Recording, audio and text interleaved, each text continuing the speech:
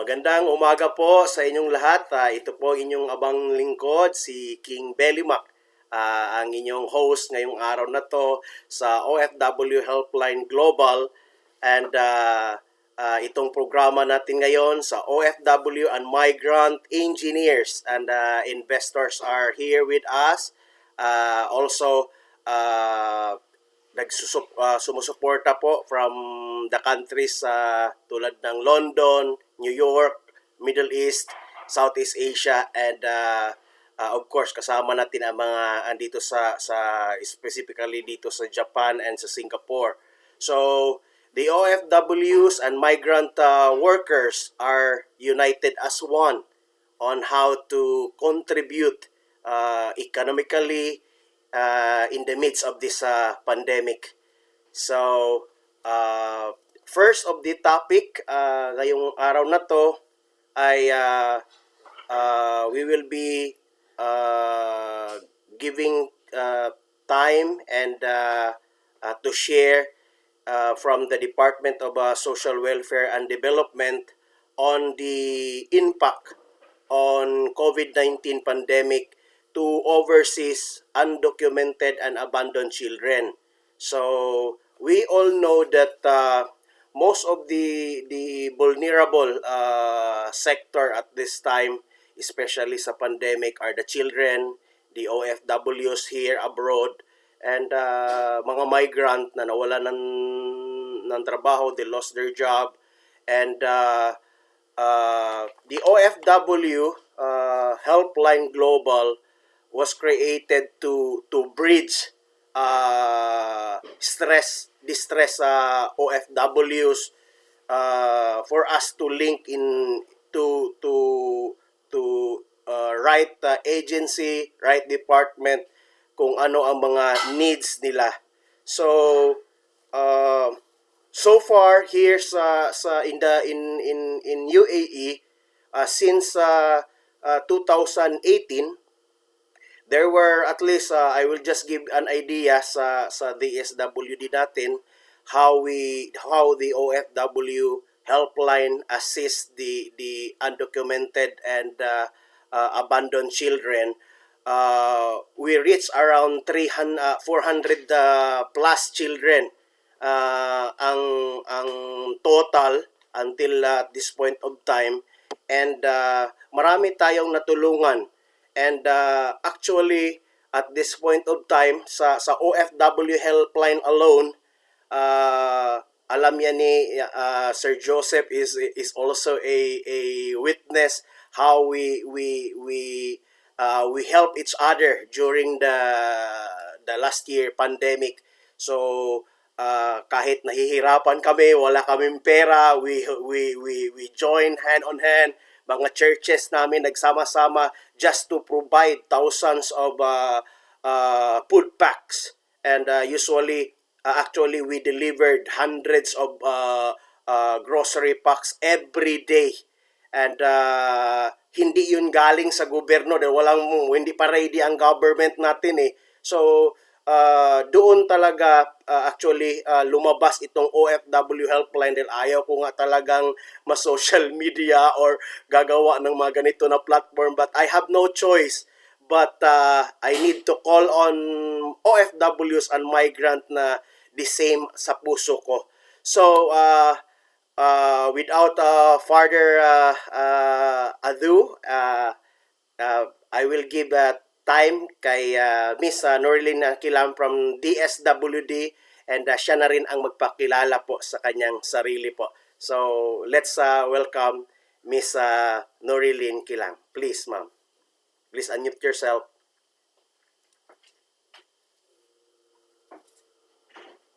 Miss Norlin.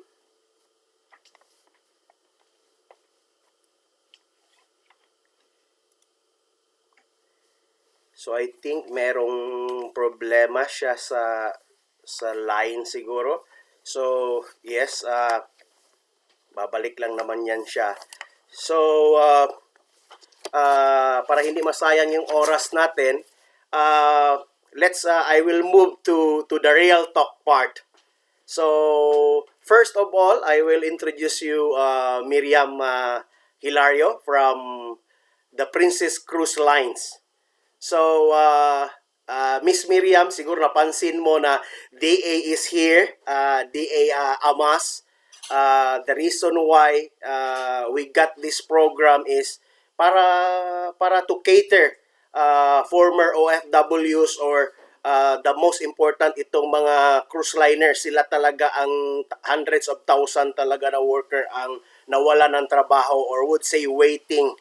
So, let us hear from her yung sad experience na or ano, bahala na siya mag-share sa atin.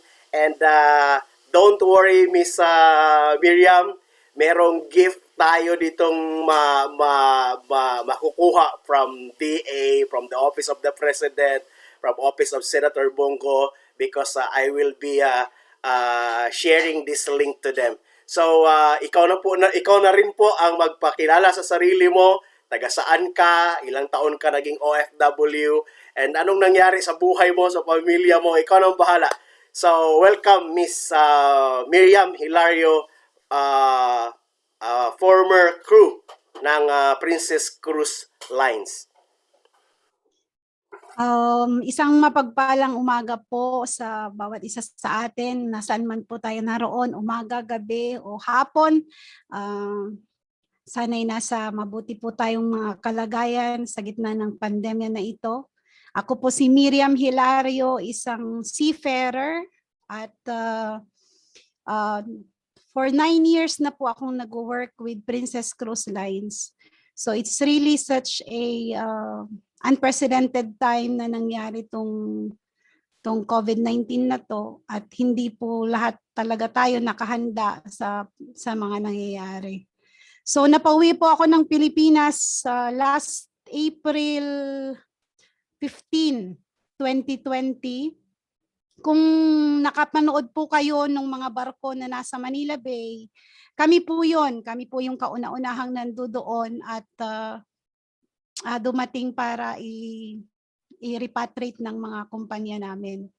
So that was a long journey, but I really thank God and praise God sa buhay po ng mga tumulong sa amin para mapadali yung pag-repatriate namin nung mga time na mga panahon po na yun. So sa pagkikipagtulungan po ng mga government agencies, special mention po nung natap ko po si Madam Myla Borde and Secretary po nila Senator Bongo, na ano po nila na natulungan po nila kami na napadali yung proseso ng pagdi-disembark sa mga Filipino crew members. So hindi po doon nagtatapos yung mga hirap din namin bilang mga seafarer, kasi pag-uwi po namin ng mga bahay-bahay namin, yes, the good thing is that we are here with the family, we are enjoying our time, spending our quality time with the family. Pero hindi po namin lubos maisip na abutin po kami ng ganito katagal na nakatenga sa Pilipinas at hindi makabalik sa trabaho. So during these times, diskarte po sa buhay ang ginagawa ko personally, kung ano-ano na po yung pinasok ko na sinubukan. Nariyang nag-milk tea po, nag-try po ako mag-milk tea sa bahay, magbenta ng milk tea, pero nagdamihan ang mga competitor. So parang nawala na naman. And then trinay ko din po yung magplantita-plantito kasi nauso din po yung plantita-plantito. So angkat po ako ng orchids doon sa farm para mag-rolling, magbenta, ko rin, social media ko din. At first maganda po naman talaga yung takbo. But then unexpected things happen sa family, mga emergency na hindi natin inaasahan. So it so happened na meron po akong pamangkin na nanganak po siya ng di oras. So we don't have any sources of funds, kumbaga, dahil ako po yung parang breadwinner sa family, or ako po yung parang tumatayo na ring supporter nila, and yet wala po akong work. wala, I mean, hindi po ako nag-atubili na lumapit kay Senator Bongo sa Malasakit para tulungan po kami at para ma-dispatch po yung aking pamangkin from the hospital kasi umabot-abot na rin po talaga ng almost 100,000 yung bill namin.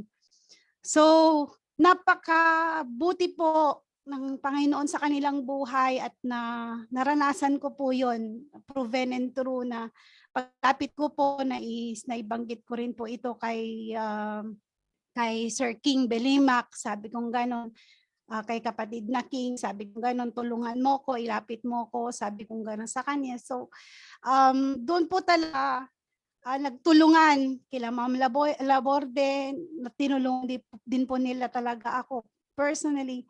At ginawan po nila ng paraan na mabigyan po kami ng guarantee letter para sa hospital. So, sa madali pong salita, na iayos po naman ang paglabas ng bata at masaya na po kami ngayon na nakasama siya dito sa bahay.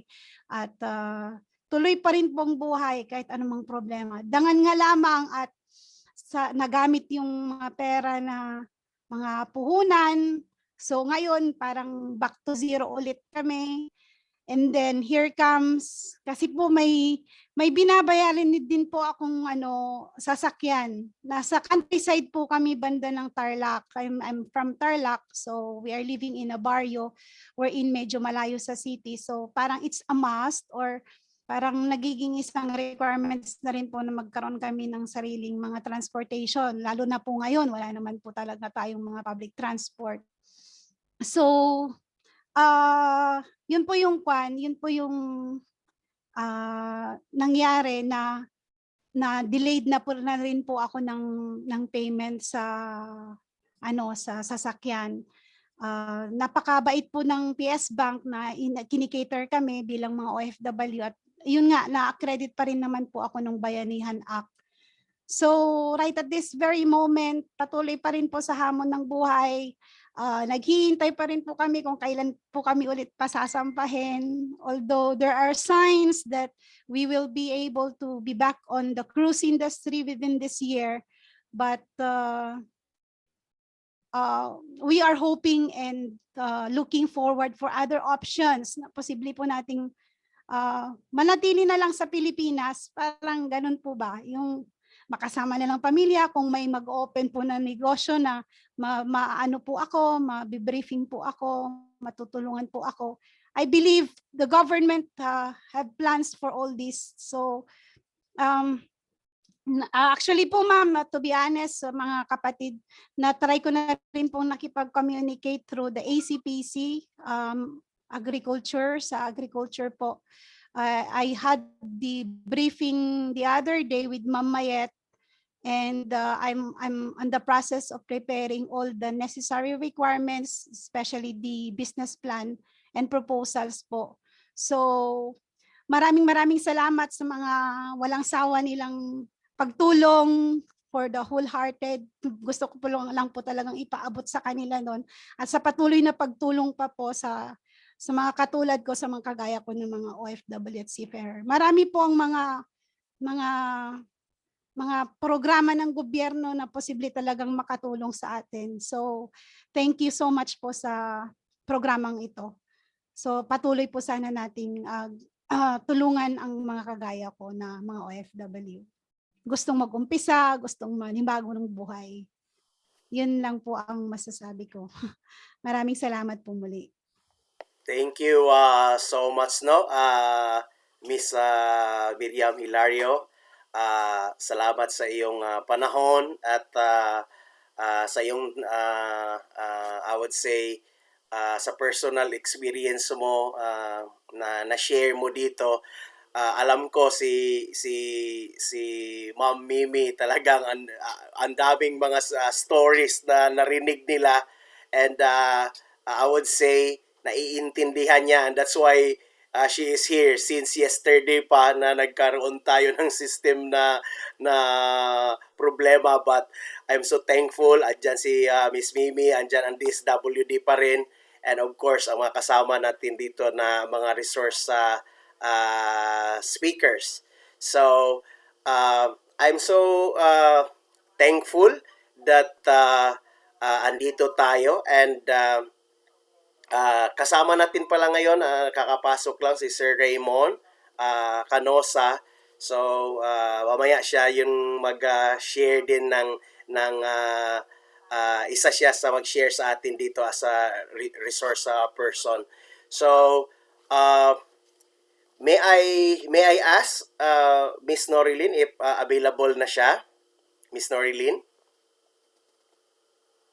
Kung merong problema pa si Miss Norilyn sa system niya, I will ask the next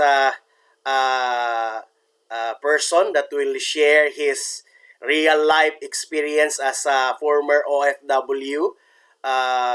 And I love this person, I love his family, and gusto ko siya na ang mag-share sa inyo. Dito ko nakita yung genuine na klase na tao din na something like he really did his part sa sitwasyon during that time sa pandemic, na tumulong sa ibang tao, and I want him to share personally sa buhay niya. So please welcome and Kuya Joseph Cruz. Thank you so much, Kuya Joseph.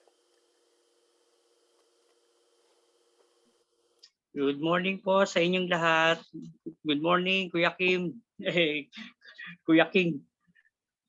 Ano po, hindi po ako sanay kasi talaga magsalita ng sa maraming tao, lalo na po sa mga matataas na tao. Pero po,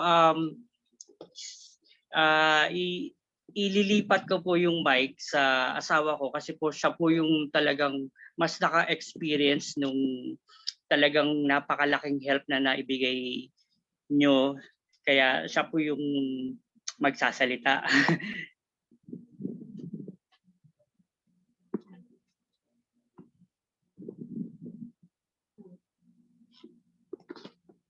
Wala. Hello po, good morning. Isang mapagpalang umaga po sa inyong lahat. Ako po si Rosel Cruz, asawa po ni Joseph Cruz. Kami po ay former OFW po sa Dubai. Kaya lang po, very unfortunate dahil ako po ay biktima ng labor injustice sa Dubai. At hindi po ako na-renew ng visa dahil nag-file po ako ng case sa company ko dahil meron po akong mga komisyon na hindi po naibigay. Dati po akong property consultant. Tapos hindi po nagkaroon po ng problem sa visa ko, hindi po ako na-renew kaya po naging undocumented OFW po ako. Tapos meron po kami 3 anak. Sa Dubai po kami for 20 years na nirahan hanggang sa nagkaroon ka po ng problema doon sa trabaho.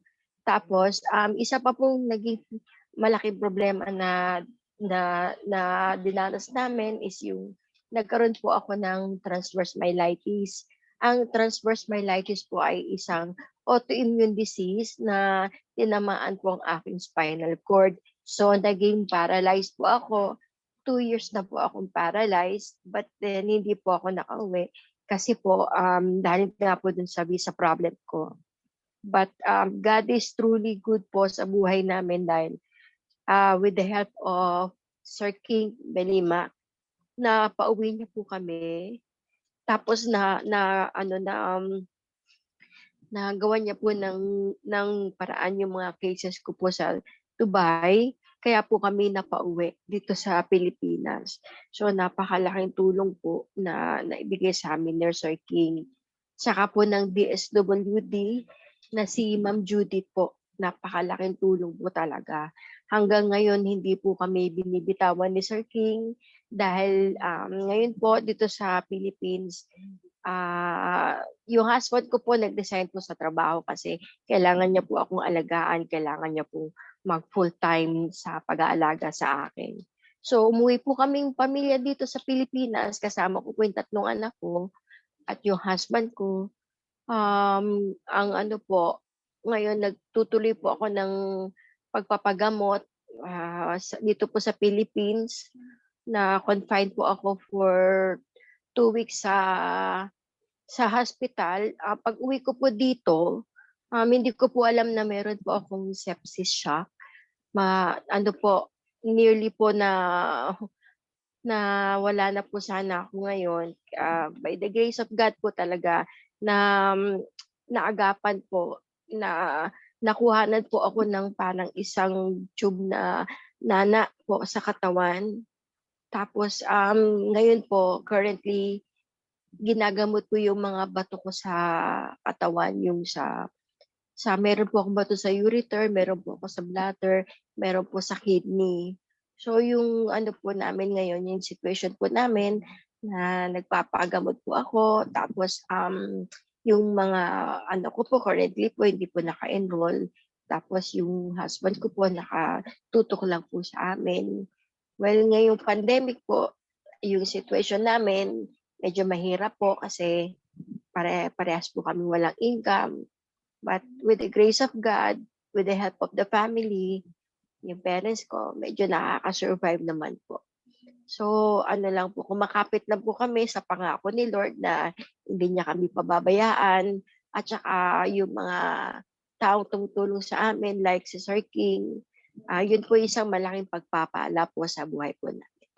Yan lang po, salamat po. Very welcome, Kuya Joseph, and ate, na-surprise ako, ikaw pala ang magsasalita ngayon. And nawala po yung video nyo.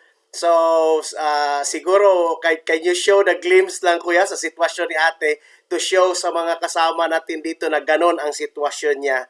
And mas maganda siya ngayon, I would say 1,000% compared noong Thank you po.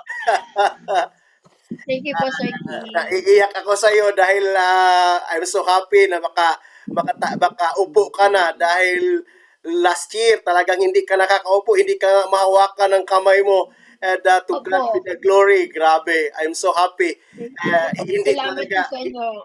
Hindi talaga nagsayang si Senator Bongo at si President Duterte. Ginastosyan na kayo ng milyon-milyon at mga kasama nating mga OFW. Diyan natin ma-prove na talagang they are doing their best, especially sa ating mga OFW. I love you so much, Steve. Be strong. Hindi kita bibitiwan. Thank you po. Kaya andito pa Thank rin you tayo. po. Andyan si Ma'am Mimi, andyan si Sir Raymond, andyan si Ma'am Norilyn, andito ang taga Malaysia na kasama natin para magkabuklod-buklod tayo, united as one to help our government dahil alam natin our government really spend billions of money. So tayong OFW, migrant worker, paano kami maka contribute sa ating country, paano babangon tayo ulit. So, love you so much kayong pamilya. Send Thank my you po. regards to your children. Salamat, Sir King. Be strong. Walang iwanan, ha? Thank you po. Walang problema. Very welcome. So, let's continue with the program. And pasensya na, medyo na emotional ako dahil hindi ko in-expect kasi si ate makita ko. But, this is the reason why OFW Helpline, we are still fighting this cause, this advocacy, even with minimal financial capability dahil it's my personal money and it's a personal money ng mga siblings ko, and I just want to share na for the last 1 year I think we spent more than 1.2 million personal money ng pamilya namin just to fire this fight. And I'm so thankful sa aking pamilya, mga Belimac family and Paras family, Balansag and Likayan, yan yung pamilya ko na hindi talaga ako nila binitiwan din, and they know my heart. Sabi ko nga, no need na siguro bumalik ako sa politika or to be a mayor or governor, because here sa Dubai, the Middle East, Malaysia and wherever, medyo mas malaki pa yung responsibility ko pala dahil parang buong mundo na nasa balikat ko. But that is my joy, and that is the reason why I'm still here for a reason. So, again, I believe that Miss Norilyn, are you still are you available now, Miss Norilyn from DSWD? Okay, if meron talagang problema pa, let me give the hosting. Kanino ko ibigay, ma'am? Sa iyo, ma'am, o kay sa iyo ko ibigay ang hosting? Para Miss Mimi, Ma'am Mimi? Yeah, Raymond will help me, sir, sa pag-show ng mga slides. Okay, so kanino ko ibigay yung hosting? Kay Sir Bigay kay Raymond o Raymond. sa'yo? Sa Pwede akin po. na lang, Sir King. Sige. So, Thank you po. okay, dahil hindi ako masyadong magaling sa mga share-share nito, ewan ko. Dahil sa iba naman pwede namang diretso sa host, pero ito nga, nahihirapan ako. So, you're now the host, so let us welcome the presentation of from the Department of Agriculture, I would say the team of Miss Ma'am Tolentino and Sir Raymond. Thank you so much for your time, sir. At ibigay ko na po ang oras sa inyo, magpakilala and sa buong team, and in advance talaga, I'm so thankful the Department of Agriculture responded my request itong program na to. Thank you so much. Yeah, so magandang buhay sa ating lahat, sa ating mga kababayan. Magandang umaga po at magandang gabi para doon sa mga makakapanood nito later. So, we are so happy together with Sir Raymond Canosa. I am Mimi Tolentino. Masyado pong mahaba ang pangalan ko, no? I'm representing the Philippines, Luz Biminda. But just call me Mimi Tolentino para short at mas madaling tandaan. So we are from the Department of Agriculture, specifically the Agribusiness and Marketing Assistance Service. And joining with me is Sir Raymond. Actually, meron silang ongoing webinar right now, but I requested him to assist me because I am not also techie, no? So thank you, Raymond. So allow me to present the investment opportunities in agriculture. Of course, dahil nasa Department of Agriculture po kami, so ito pong ipe-present natin is more on agri-sector. Next. So we are saying that agriculture and agribusiness remains a key sector in the economy, and it is the most resilient as proven during pandemic. Last year po talaga is doon po namin nakita yung impact po talaga ng agrikultura sa pamamagitan po ng pagsiguro ng ating sapat na pagkain, ano? At it is the most resilient, as I've said, proven last pandemic, and its potential is continued, and it has a vast potential. Dito po sa slide na to, we can see just a comparison lang, the agriculture from 2018 to 2019, nag-increase po yung kanyang GDP compared po dito sa ating services, no? Next. And of course, the business opportunities in agriculture focuses on export market. Malaki po ang potential nitong mga commodities na nakikita natin in terms of export market. Of course, we have a domestic market, and yun pong tinatawag natin na agribusiness value chain. Right now, we are encouraging our entrepreneurs to engage not only on production, but of course, to process, pag sinabi nating value chain, kasama na po yung production, processing, up to marketing and distribution. Next. So dito na po tayo pupunta, no? Doon po sa specific investment opportunities or menu. This is yung pong ipe-present ko today is just a sample, no? Hindi po ito nalilimit po dito. Marami po tayong later on doon sa specific services po namin, marami po kayong information na maihahatid po namin. So we have for fisheries, we have milkfish or bangos. So normally dito po sa Pilipinas, ang talagang number one ano natin is yung production. If you have an area, you can use it for production at the same time processing. Kasi nga po, why milkfish or wild bangus? Kasi yung sa processing side, no, itong mga nakaraang taon, yung demand po for canned milkfish ay talagang increasing. So nakikita naman po natin diyan ay doon po data on 2019, the return on investment for production is about 143%. And then the other one is seaweeds. Isa din po ito. Ito po maging export man siya or domestic demand, mataas po talaga siya kasi seaweed is isa sa mga top exports po natin abroad. And then we have development of new and revival of idle seaweed farms. Meron po ang BIFAR na identified areas na pwede natin pong i-develop. And then nurseries for seaweed. Ito pong sinasabi ko, ito po yung mga opportunities po na pwede pong pasukin ng ating mga interested entrepreneurs or OFWs. Kung hindi man po itong mga nakalatag dito, maaring sa mga small scale, meron po kayong makukuha. And we have also yung establishment of reference laboratories and modernization or upgrading of processing plant. Anyway, this material will be given naman po to all of you. I can leave it to Sir King para po sa reference po ng ating mga OFWs para mas mag-google po natin yung time mamaya sa discussion po ng mga katanungan po ninyo. So next. So aside po doon, still for fisheries, we have shellfish farming and the shrimp prawn production.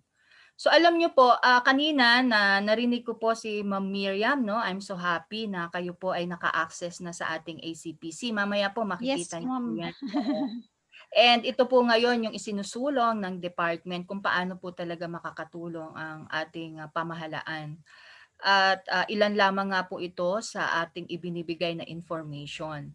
So, another export market po natin itong shrimp. Although yung pong sa shellfish hindi pa tayo masyado, more on local consumption lang po ito or local market. But ito pong shrimp or prawn, isa rin po ito, kasama rin po ito sa mga top export products po natin. Next.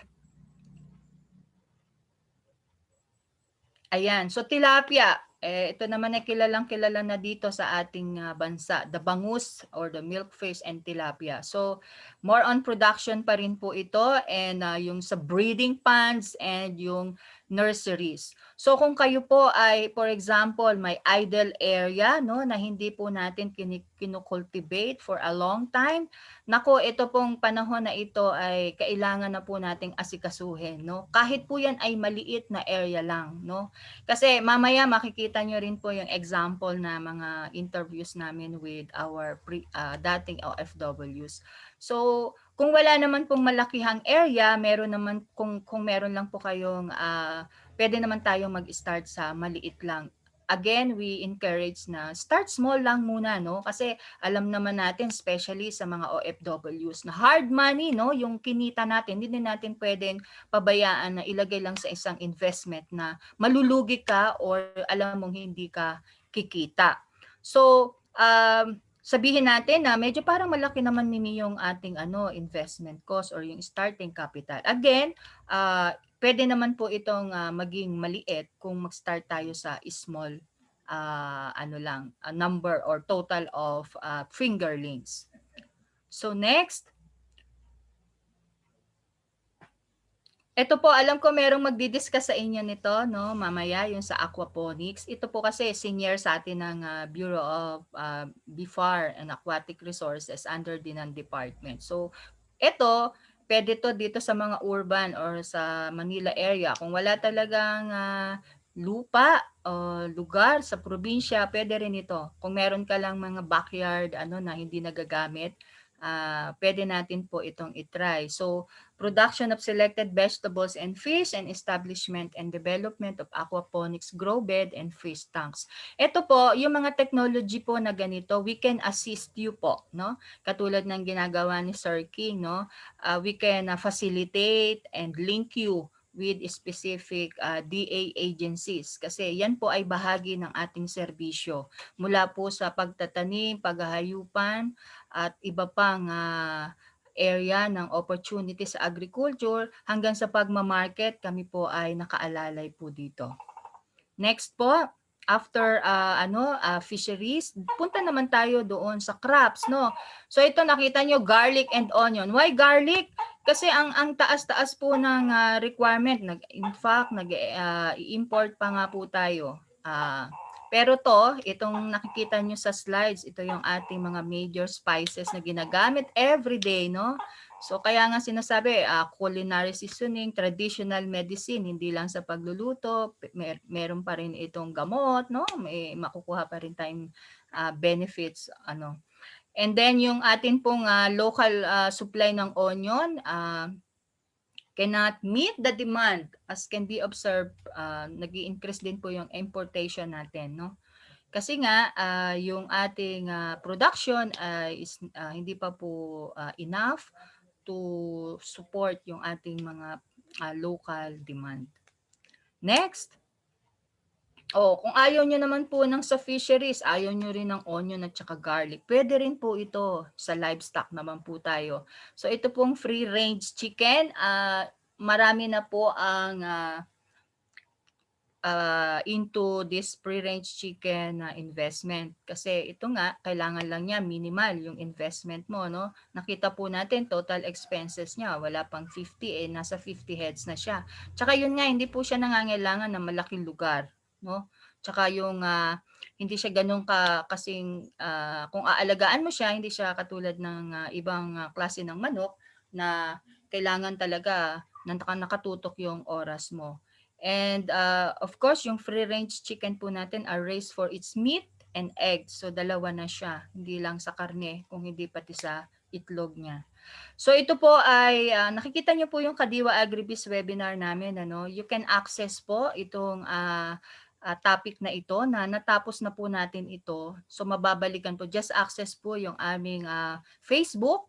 Meron din po kami sa sa YouTube, no? Next.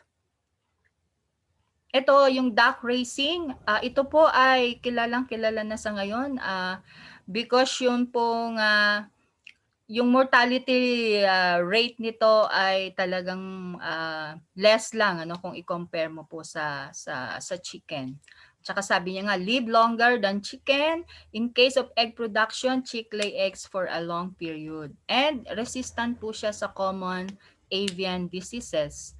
So katulad din po siya sa free-range chicken, meron ka ng meat, meron ka pang egg. So kung technology din po yung ating pag-uusapan diyan, meron po tayong pwedeng i-link na mag-a-assist po sa gusto po ng mga OFWs na mag-engage dito.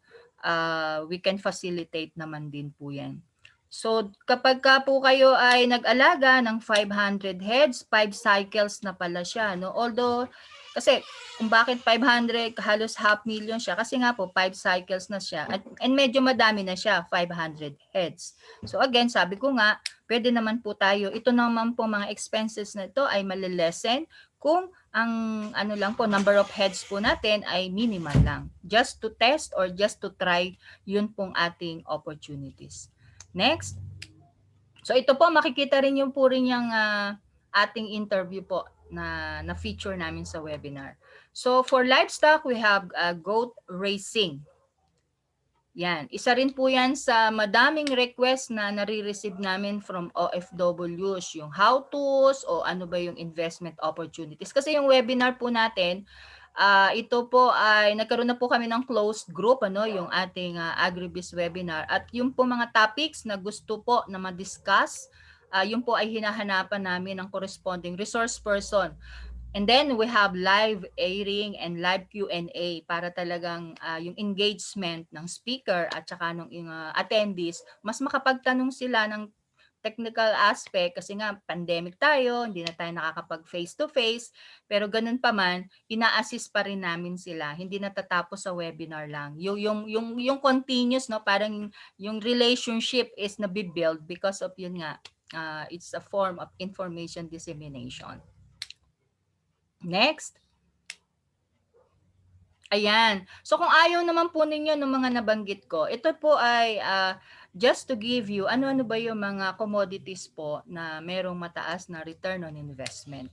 So I will not discuss it one by one. As I've said, I will give the presentation material to Sir King.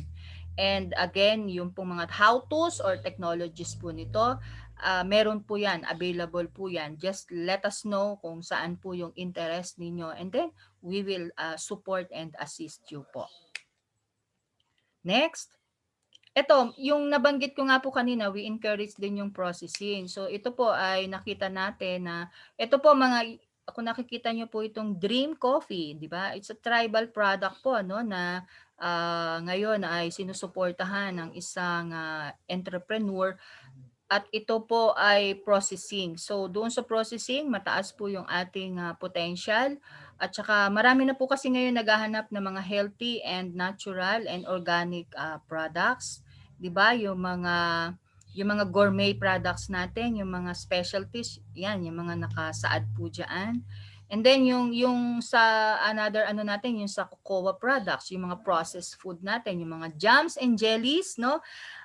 Sabi nga kanina ni Ma'am Miriam, marami na siyang sinubukan, no? So talagang ganun po, kasi we receive a lot of inquiries na saan, paano kami mag-i-start, no? Ang amin po laging sinasabi, ano po ba po. ang meron po tayo? Ano po ba ang gusto po natin? Kasi kahit po i-present namin to, no, this is just an idea.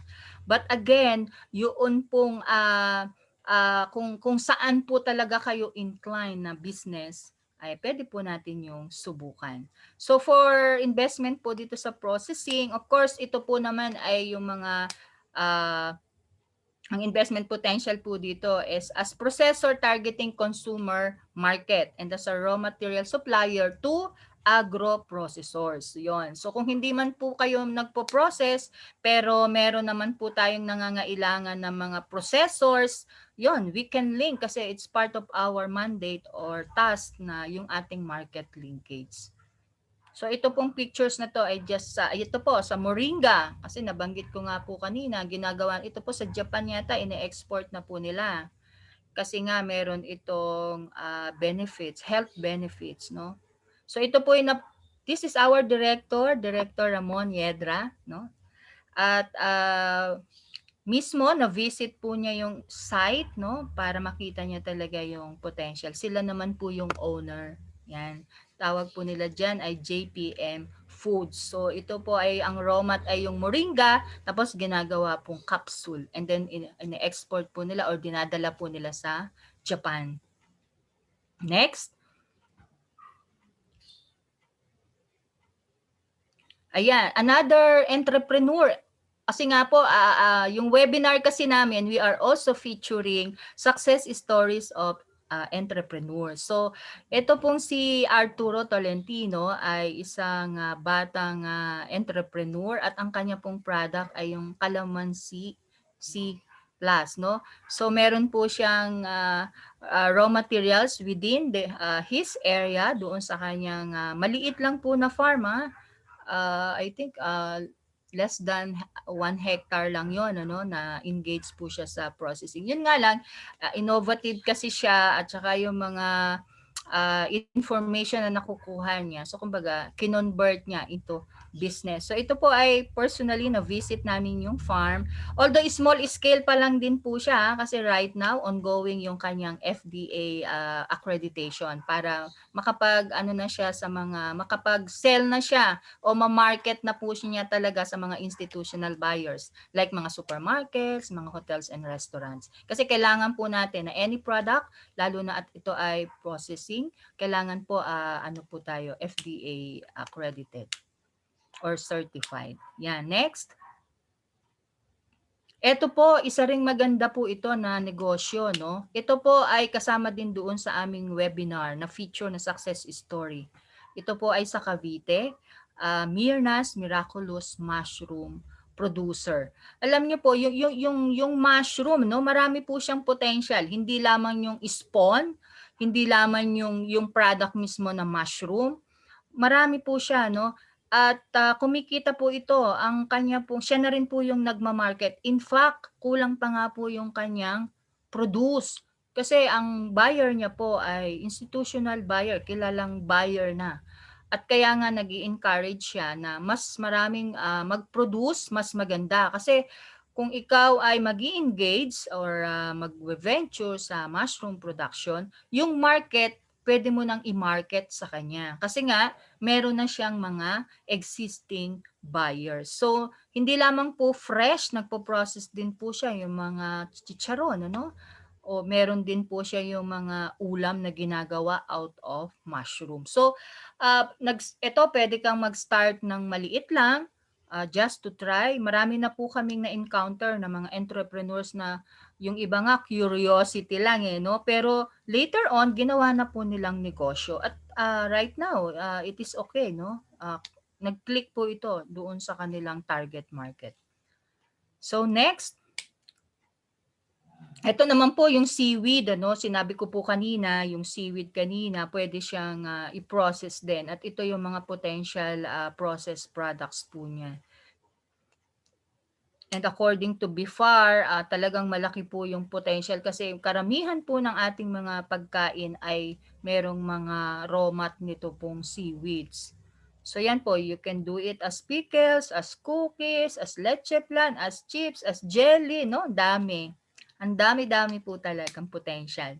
Kung fresh naman, ayan, pwede mo siyang seaweed salad, pwede siya nang lutuin mo with different dishes, no, na hahaluan mo lang siya nan.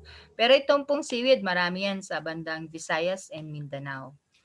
Sa Luzon, yan, sa Palawan, kasi yan po yung maraming lugar or area of production. And then, pwede rin po ang seaweed sa non-food, no? For non-food, ayan, sa soap, sa lotion, sa fertilizer. Ano ba tong hand soap ba yan? Itong dulo. Yan, hindi ko mabasa.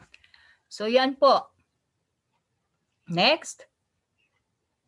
So ito naman po, ano po ba yung talagang services na binibigay po natin? So ito po yung tinatawag namin na Agribusiness Development Services. And number 1 po dito ay yun pong information dissemination nga po natin. Katulad po nitong ginagawa po namin. Actually, ito pong aming mga info na ganito, ano yung potential na investment, hindi lamang po ito nagsimula nung pandemic. Before pa, kaya lang face-to-face. Dahil nag-pandemic tayo, naisipan po namin na gawin po siyang webinar or gamitin po yung platform. And very effective po siya. In fact, mas effective siya kaysa sa yung face-to-face. Kasi pwede mo na siyang balikan. Pag face-to-face, tapos na, wala na.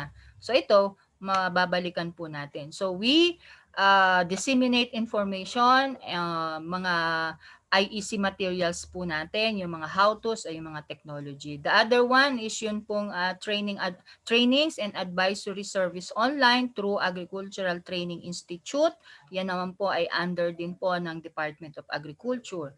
And number 3, yun pong agribusiness, ICPC Agribusiness Loan, yung sinabi po kanina ni Ma'am Miriam, na meron pong mga soft loans po na program po tayo. And then, pwede rin po yung sa land bank. Ito po kasing ACPC, 0 interest, 5 years to pay po siya. Ito naman pong sa ASEP, minimal naman po, around 2% I think 2%. po yung true land bank naman po ito. Yung isa naman po, ACPC po. And then, yung amin po talagang service, which is yung market linkage, dito sa central office sa may Quezon City, we have agribusiness centers. Ito po yung assistance namin na binibigay sa mga exporters na natin. Once na yung produkto mo ay FDA na, then you can display the product, sort of promotion, you can do selling. We will assist din po doon. And of course, meron din po kami yung product or enterprise registration assistance. Yan. So yung detalye po niyan ay nandun sa mga kasunod na. Ito po yung binabanggit ko, no? Ito po si Sir Nemensio at saka po si Sir John sila po ay mga dating OFWs. Try to access po yan dito sa aming Facebook and YouTube. Kasi katulad nga po ng sinabay ko kanina, marami nagtatanong, paano kami mag-i-start? So, ito pong dalawang to ay isa sa example. Makakakuha po kayo ng idea paano at bakit, no? So, very successful na po sila ngayon. Yun nga lang, meron po si Mr. John, ano po siya, talagang pagbalik niya ng Pilipinas, dahil meron naman siyang pera, at interest niya rin talaga yung agriculture, ay nag-acquire po siya ng land. Bumili po siya ng land sa Batangas. Meron po siyang livestock, meron siyang crops, meron siyang fisheries pa yata.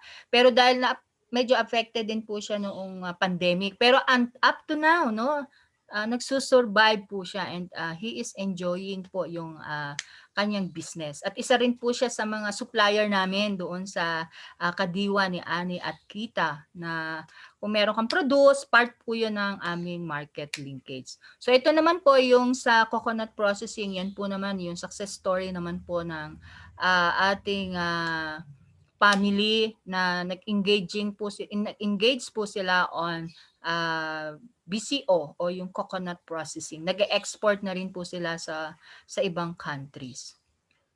And then next. Ayan, ito na rin po nabanggit ko kanina. Ang ATI po talaga is mandated para po doon sa mga trainings, no? But yun nga, dahil nga po nag-pandemic tayo, dumami na po talaga yung agencies na gumagawa po ng info dissemination through this platform. So kahit po nasa abroad kayo, just access po yung kanilang site, no, website, and very naman po sila active to answer all your queries, at saka matutulungan din po nila kayo. May mga coaching po silang ginagawa. In fact, ATI po meron na silang 66 free online courses. So mamimili na lang po kayo. Ang dami-dami pong menus. So napaka-importante po talaga yung information muna para po makapag-isip tayo kung saan po tayo mag-i-engage. The next. Ayan, ito na yung binanggit ko kanina na yung pong ACPC. Sa ACPC po, meron po kasi silang tinatawag na agri-negosyo or annual loan program. So ito yung sinasabi ni ma'am na ang eligible borrowers po dito ay mga OFWs natin or yung mga returnees na OFWs natin. Aside pa po doon sa mga small farmers and fisher folk, yung ating mga micro and small enterprises, mga farmer organizations. Dito po, around 300,000 to 15 million pesos, pwede po kayong maka-avail ng loan, zero interest, payable po within 5 years. So katulad ng sinabi ni Ma'am Miriam kanina, para po mas maunawaan ng interested na mag-a-avail po nito, meron po silang briefing or orientation. And then they are assisting yung mga katulad ni Ma'am Miriam para po sa pag-prepare nga po ng mga business plan. So ito po ay hindi directly ACPC ang magre-release ng budget. Meron po silang conduit within your area. Kunyari, taga Cavite ka. So meron po silang partner, na doon po ninyo i-release yun pong loan once na ito po ay na-approve na sa ACPC. Di ba ma'am? Bahagi po yan ng kanilang orientation. So ini-explain Yes po. nila. Yes Yeah. po. And then, kung ikaw naman ay existing na negosyante na, tapos naapektuhan ka ng COVID, pwede ka rin pong mag-loan under doon sa kanilang Sure COVID-19. So, ito po, mga MSMEs sila, yung atin pong mga marginalized small farmers, kasi hindi naman natin po expected yung COVID, di ba? Na-shock talaga lahat, the world, no? So, ito po, ina-assist po nila, bahagi po yan ng beneficiaries po or pwedeng mag-avail po ng natin. So medyo malaki naman po yung amount nito, pero yun po ay based pa sa evaluation nila. Hindi naman ibig sabihin na pwede kang mag-avail ng 10 million, yun na po yung ibibigay nila kasi meron pa po syempre na evaluation and assessment po sila na gagawin since ito po ay zero interest, no. And then ang isa pa rin po nilang ito po, no, kabataang agribiz. So we encourage yung ating mga youth na magbalik po sa agriculture sector. So kalo-launch lang po nito last April 14. So kung meron po tayong mga kababayan na may anak po na mga youth ages 18 to 30 years old, they can participate po dito. They just need to submit yung mga proposals po. Pero siyempre, related din siya sa agri. Hindi naman tayo po lalabas doon kasi doon po tayo nasasakupan ng sektor. So, meron po yung provincial level, regional level, and national level. So, yan po ay nasa ating official website at makikita naman po nila yung how-tos kung paano kayo mag-participate, paano po yung gagawin po ninyo, nandyan po siya. Next. Ayan, so meron din po kaming Kadiwa. Ito yung sinasabi ko po na naging banner program ng department since nag-pandemic po tayo. Siyempre, hindi po dapat magugutom ang mga tao. Kaya talagang na nagawa po natin itong Kadiwa. And yung na-mention ko po na yung aming promo development center, yung sa agribusiness center, ito po ay sa central office. Ito naman pong ikadiwa, yan naman po yung parang mga Lazada, no? Pero agri-products. Kung ikaw ay consumer dahil nga nag-pandemic, bawal nun lumabas, di pwedeng lumabas. So, naano rin po natin, na-launch din po natin yan noon. So, just click and you can get your products. At syempre, yung presyo niya, hindi siya katulad noong sa palengke natin. Yun naman pong Kadiwa Agribiz Portal, ito naman po ay, ang intention naman po nito ay yung direct market linkage. Kung ikaw ay supplier, at ikaw ay buyer, ayan, pwede na po kayong mag-transact dyan. And at the regional, nationwide po, meron po kaming one-stop agribusiness center from regions 1 up to Caraga region. Meron din po tayong ino-organize ngayon na OFW Balikbayan Desk. Right now, nagmi-meeting din po yung aming mga regional offices para po ma-establish na pagka nga po may inquiry, yung ating OFWs, hindi na po kung kani-kanino, no? Very specific na po natin na mai-endorse po sila para hand-holding katulad ng ginagawa ni Sir King, no? Hindi yung tawagan mo to, punta ka dito, ganun, no? Ang hirap. So ito po, kaya nung nakaraang I think 2 weeks ago, just for the information din lang po, ang in partnership po with Dole, no? Meron pong kaka-launch lang. I think Raymond 2 weeks ago lang 'yun, ano? Yun po yung tinatawag namin na Kaayo, Kadiwa Agribiz, pakibalik nga dun sa first natin. Ito po ay partnership, yung first slide, yung pinaka-title natin. Dun sa pinakataas, Kadiwa Agribiz, ayan, Kaayo tawag namin, Kadiwa Agribiz Assistance for the Youth and OFWs. Kaka-launch lang po yan. In partnership po siya sa OWA Dole. Ang assistance naman natin na ibibigay dyan, yun nga, we can also assist doon sa preparation po ng inyong business or proposal. And then si Dole naman po, meron po silang certain amount na pwede pong ipa-loan doon sa OFWs. So, doon po sa last slide natin, andyan po yung aming mga contact details. Kung meron pong inquiries kayo or details na gusto pang malaman, just email us po. Yan. For the Kadiwa, for the Kaayo, yan po, sina Sir Romans, si Ma'am Clabel, and si Jasmine. And even us, we can assist you po. So we encourage you po to access yung amin pong website and YouTube. Every Tuesday, meron po tayong webinar. Ngayon po, meron kami yung success stories, no, ng isang kooperatiba sa Quezon. Why are we doing this po? Kasi para makita nyo, ay, ganun pala siya, no? Dati rin, wala naman siyang kaalam-alam. Dati pala, hindi rin naman siya engaged talaga in agri, wala siyang background. Pero dahil nga po doon sa mga napanood nila, na-assist po sila ng ating different government agencies, ay nabuo po yung kanyang enterprise. So, Sir King and the rest of the group, ito po yung aming maikli ba? Medyo humaba na yata. Presentation para po sa mga investment opportunities po natin. Salamat kaayo. So, thank you so much, and it's so amazing to hear from you, Ma'am Mimi and Sir Raymond. It's really a blessing for us, and that's the reason why talagang niplano ko talaga to para ma-share ko sa mga kasama natin, mga OFW sa mga sites nila. Dahil alam mo naman ang mga OFW, kailangan talaga silang i-guide kaysa maraming oras sila mag-YouTube, mag-TikTok. So, through sa OFW helpline na website na namin or sa portal namin, talagang nagpo-push kami about employment, about mga ganito na business. Pero against ako always sa yung mga online dahil lagi kasing nabibiktima ang mga OFW sa scam.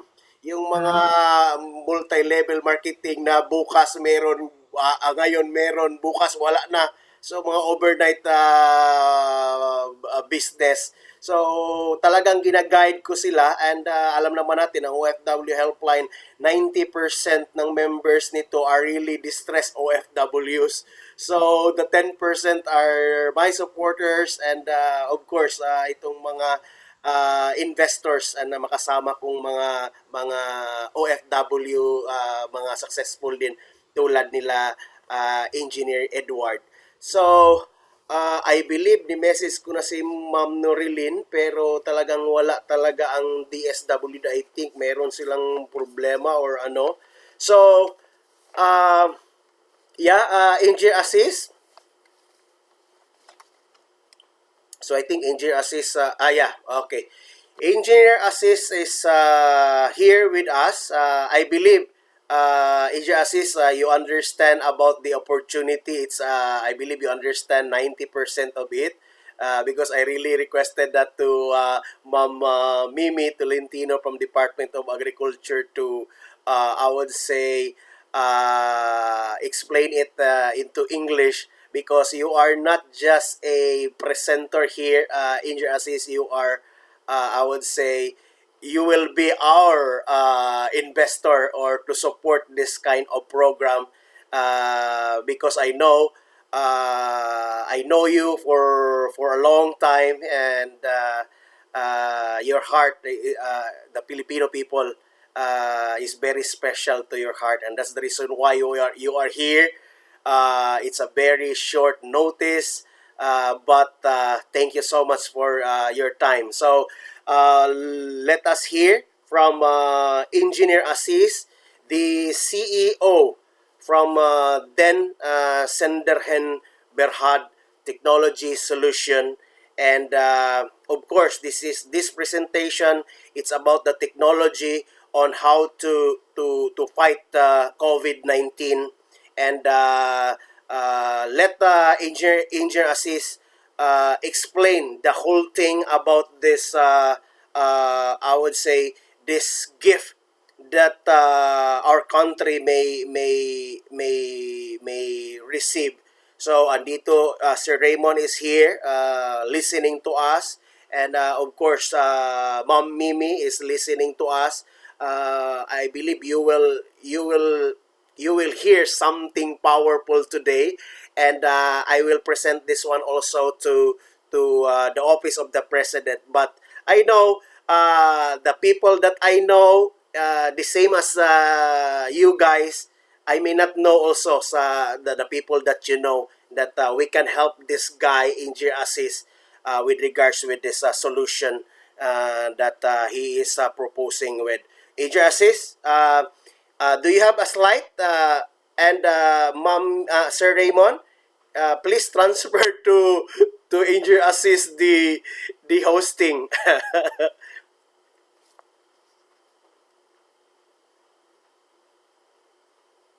Please unmute Engineer Assis.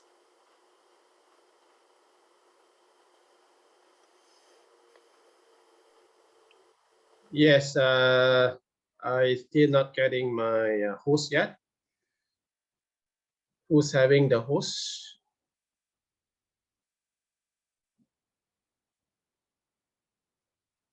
King, you are on mute.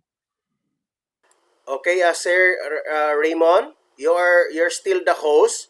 So please Okay, I got it. yeah, okay. Okay, thank you so much. Thank you so much, Sir Raymond.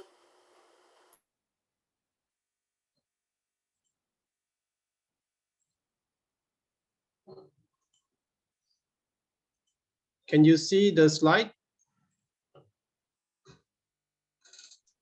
Yes, sir.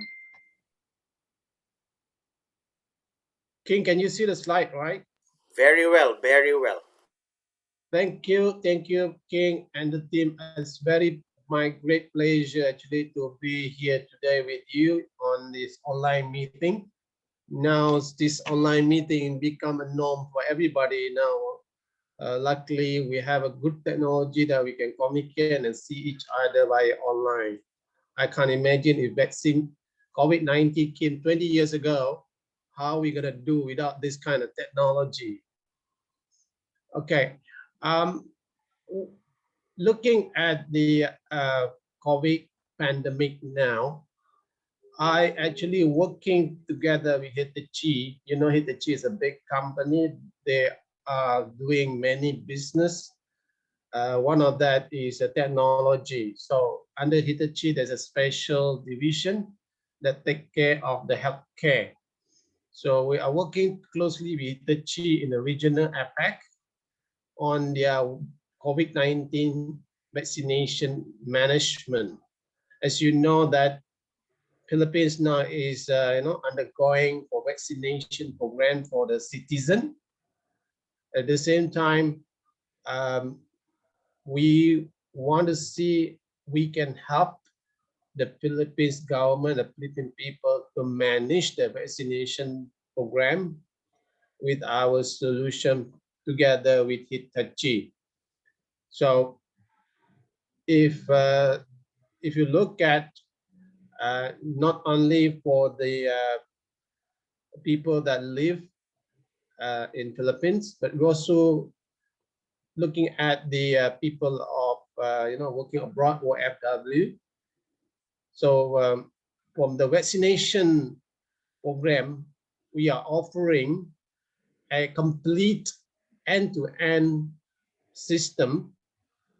To the end, towards the end, what you will get is a certified QR code for each of the citizens who have gone to the vaccination.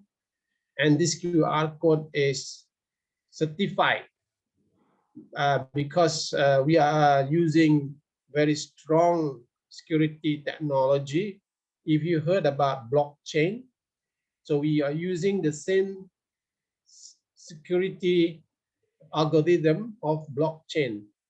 Right now, if you're familiar, like digital money like Bitcoins, the reason Bitcoin is so successful because they have this blockchain technology that nobody can crack. So in that way, we are protecting the personal, the private information or PDPA for each of the citizen, and this information cannot be, the people can't copy, cannot do fraud, cannot cheat from the system because it's a foolproof, highly secure system. So I'm sure for the government of Philippines right now, they have some sort of programs. So then that programs, I do not know, but I just assume now that they are now doing registration through your existing platform. Stay at home, right, King? Yes, you're correct. Stayathome.ph. Yeah, stay at home.ph. From there, they will manage the whole workflow of vaccination, not only from the social distance monitoring, but also for the vaccination program. But what we are offering here is we can work with the government of Philippines to integrate their current system to our system in order for us to provide the certification of the vaccination, of the vaccine. So when that issue is highly secure. This technology has started. I mean, we have started using this for the Singapore, we actually have issued more than 500,000 certificates to the citizens who have gone through the vaccine program. So it's very highly secured.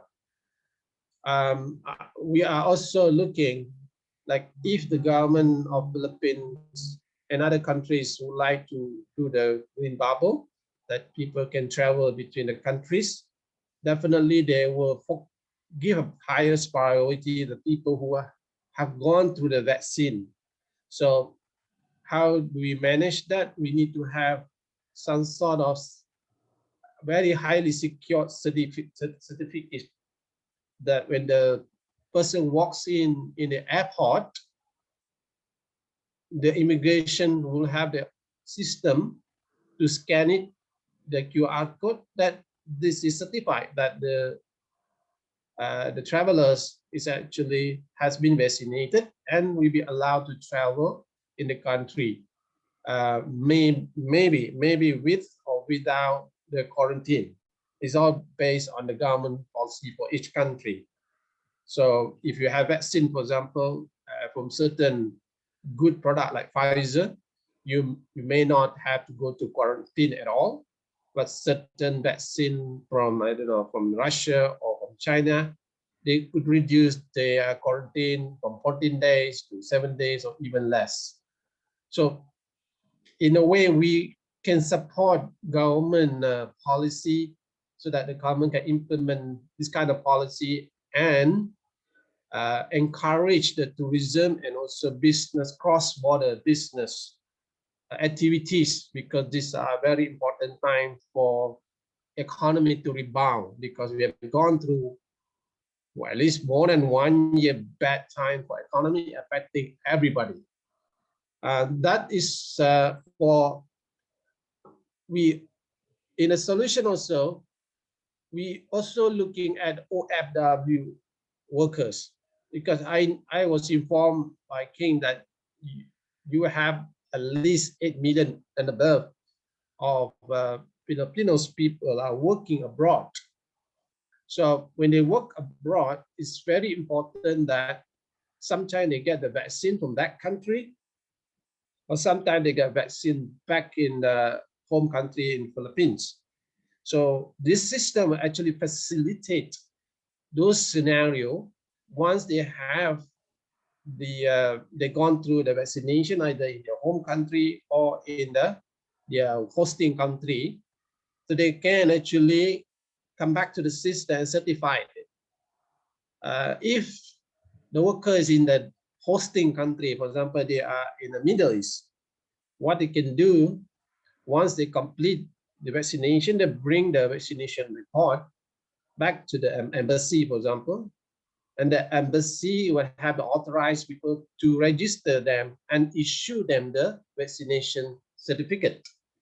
So once they have that, so the certificate is always with them, they can travel easily and identify themselves as, vaccinated person with information of vaccination itself.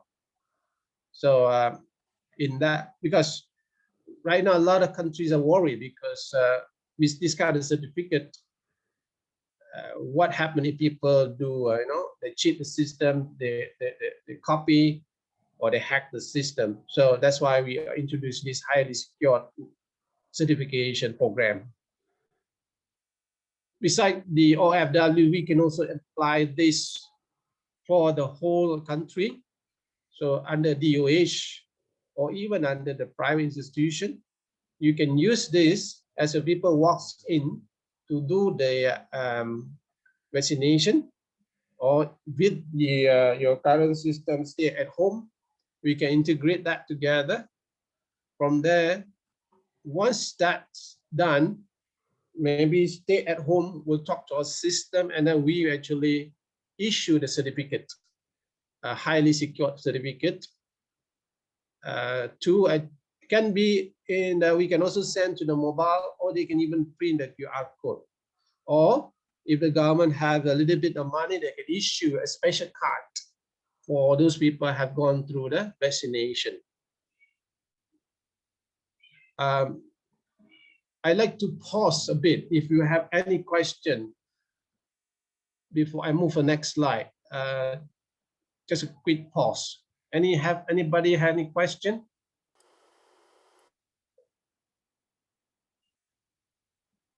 None so far, sir. Thank you. Okay, we are still alive. Very good.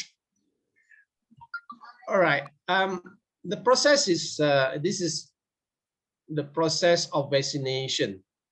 So this is typical process. For example, if an employer want to schedule the workers for the vaccination, or even the national want to schedule the vaccination, notification will be sent to the patient. Patient arrive on site and receive the dosage. Once that dosage is completed, the acknowledgement issuance by the healthcare institution, the digital health passport, which is our system, will receive the confirmation. Then we will generate the health certificate. The patient will receive the health certificate. The employer also will receive the report also. Okay, just to make sure that their workers are vaccinated. That's a very simple process. Okay, on the high level overview, we actually in our proposal are building a digital service. Then this digital service will be hosted in Philippines. It's only accessed by the Philippine people. At the same time, this digital service, because now a few countries are using it, like Singapore start using it, that they will recognize that digital service because we are using the same accreditation from accredited blockchain. So as if, let's say, for example, Philippines and Singapore government is to have G2G on the bubble, so this will be a lot easier because we have the same certification standard, so which the government of Singapore recognized it, and also the government of Philippines recognized it. So it's easy handshake. So that's the whole objective, starting from within the countries, working closely together with the stay-at-home application that you have, and create that environment where the certification is recognized, if not globally, at least within the region, so that we can start open up the countries due to the vaccination program based on the people who can travel. So that way, that was the main objective about our solution here. Okay, and for the OFW, this is a very good opportunity for the workers outside the country, because when they come back, they're to come back to Philippines, the process is a lot easier, and the integrity of system is very high. So they just come back and scan their QR code, and then the immigration know that this person is already vaccinated, and will go to the process of the SOP for either quarantine or without the quarantine. So you can imagine that kind of money you save, because every time you do quarantine, there's a cost to the government, a cost to the employer, there's a cost to the citizen. Yeah, I guess I'd keep it this simple solution here, because it is a simple solution. It's just that we need a very highly secured and recognized certification by at least by the region, by other countries. Okay, that's basically my first proposal now on this whole solution. So I'm gonna stop here for a moment to listen to the question. The next, after that, I will present another solution for that related to the hospital and insurance company in Philippines. So for now, I open the floor for anybody to ask any question. Thank you so much. So, are there any question, especially from our visitor from the Department of Agriculture? And yes, Miss Mamimi and Mr. Raymond.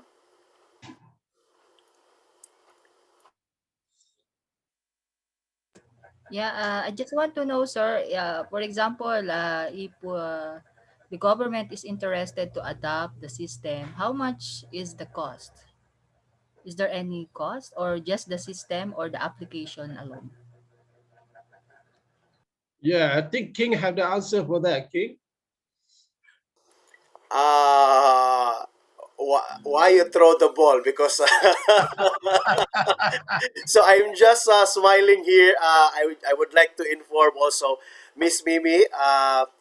Actually, I am one of the company partner for this one, and just think of it how Hitachi from Japan, and the reason why I want this technology to push this thing in the Philippines to save more lives, because I on for many reason, especially on the tracking system, on this QR codes and all these things, and most especially on the I would say on the system for the OFWs. So your question, it's about the prices and the I would say the amount. So it is based on every I would say digital health certificate that the government will purchase. So Sorry, something. sorry. Maybe I can answer on that one in the manner. There are proposed pricing from my team to the Philippines, but we want to localize the solution to the Philippines people. We mean localize, I mean we will use a company in Philippines as much as possible, the talent from the Philippines to support the system. Then we can bring down the price as low as possible, because this is a national project. This is a care project, CSR project for the people, not only Philippines, but around the globe, any country. So we are not here to make money, but we want to make sure that we can support the system. So right now we are still working with Hitachi to bring down the price as much as possible. When I just talked to my team in Hitachi, that we want to make sure that we give the price in peso, not in USD, not in Singapore dollar. So they have to be very sensitive about the price that we need to offer. But at the same time, if we are giving the blessing to this project, we need to work with the people like in the stay at home to do the integration. So this is a part that we need to get the local talent to help us to do the integration. That is a cost from the local talent people. So I guess that's my promise, that once we get the blessing, we would try our best to meet the DOH budget. It's easy to work that way. If the DOH will tell us this is the budget that much we have, and we will try to much as to comply with it, because right now this is a tough time for everybody. Yeah, I hope I answered that question, Mimi Tolentino. Very good question. Everybody will have the Thank same you so much. answer. Thank you. Miss Mimi, more question or from Sir Raymond? Hi, good afternoon, Engineer Asis. Good morning, Engineer Asis. Actually, my question is a bit more on the governmental approach. Since this is a digital service applications, perhaps the DOH can probably streamline the process or integration of these services to a global and even national participation of the Philippines to the digital process by Hitachi. So I guess, do you have any initial collaborations or talk with DOH so far? No, we haven't started anything because now I am actually working together with Kins and the team to actually, do the presentation to the right people in the Philippines government. But so far, I've presented, the team, and I've got very good feedback, good comments, and good feedbacks that what we need to do. So we listen, and at least when we present to the right stakeholder, we are ready with our right solution on the technical and also from the commercial side of it. Yeah, we are very, very pleased, actually happy to give the opportunity, this kind of opportunity. I'm very excited, and I want to thank you for Kin and the team for this very great opportunity, and even talking to you today. So thank you so much for that question, Sir Raymond. Also, that is the reason why I brought Injury Assist here. That's why that's what I mean before he presented this project. That I might know some people that you may not know. So kabaliktaran din sa akin, marami din siguro kayong taong kilala to help this project na hindi ko kilala. And if you are if you've heard the message from Injury Assist, he said this is not about the money. This is something like he wants to give that one for the Philippines, because this is my heartfelt request to him. I said, I believe you made millions of dollars already, or ringgit Malaysia, and now please help save lives of my fellow kababayans in the Philippines. So the only answer of Angel Assist, please help me. Link me to the right person, to the right agency, and I'll do my best to help you with regards with the system. So it's very timing that yesterday's update, we are still 0.8% of the population that we vaccinated.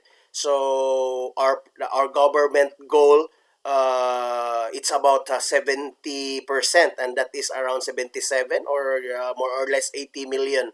So it's very high time now that if ever given a chance, if God's perfect will, then I hope that this kind of system the government will take. Okay. I mean, is there any other question? Then otherwise, I can move to the next one. Yes, sir. I have one question. Another question. So, Yes, please. is there any countries using or adopting the system? You have Right mentioned now, before. Singapore. Singapore is using now. We have about 500,000 certificate issued already.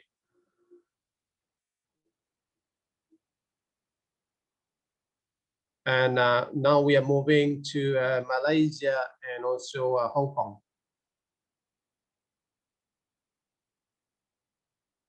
Okay. Sir, one last. For Singapore, is it private sector or government sector who adopted that? It's all by the government. Oh. Thank you, sir. Thank you. Very good question. Okay, let me show you the next slides for another proposal.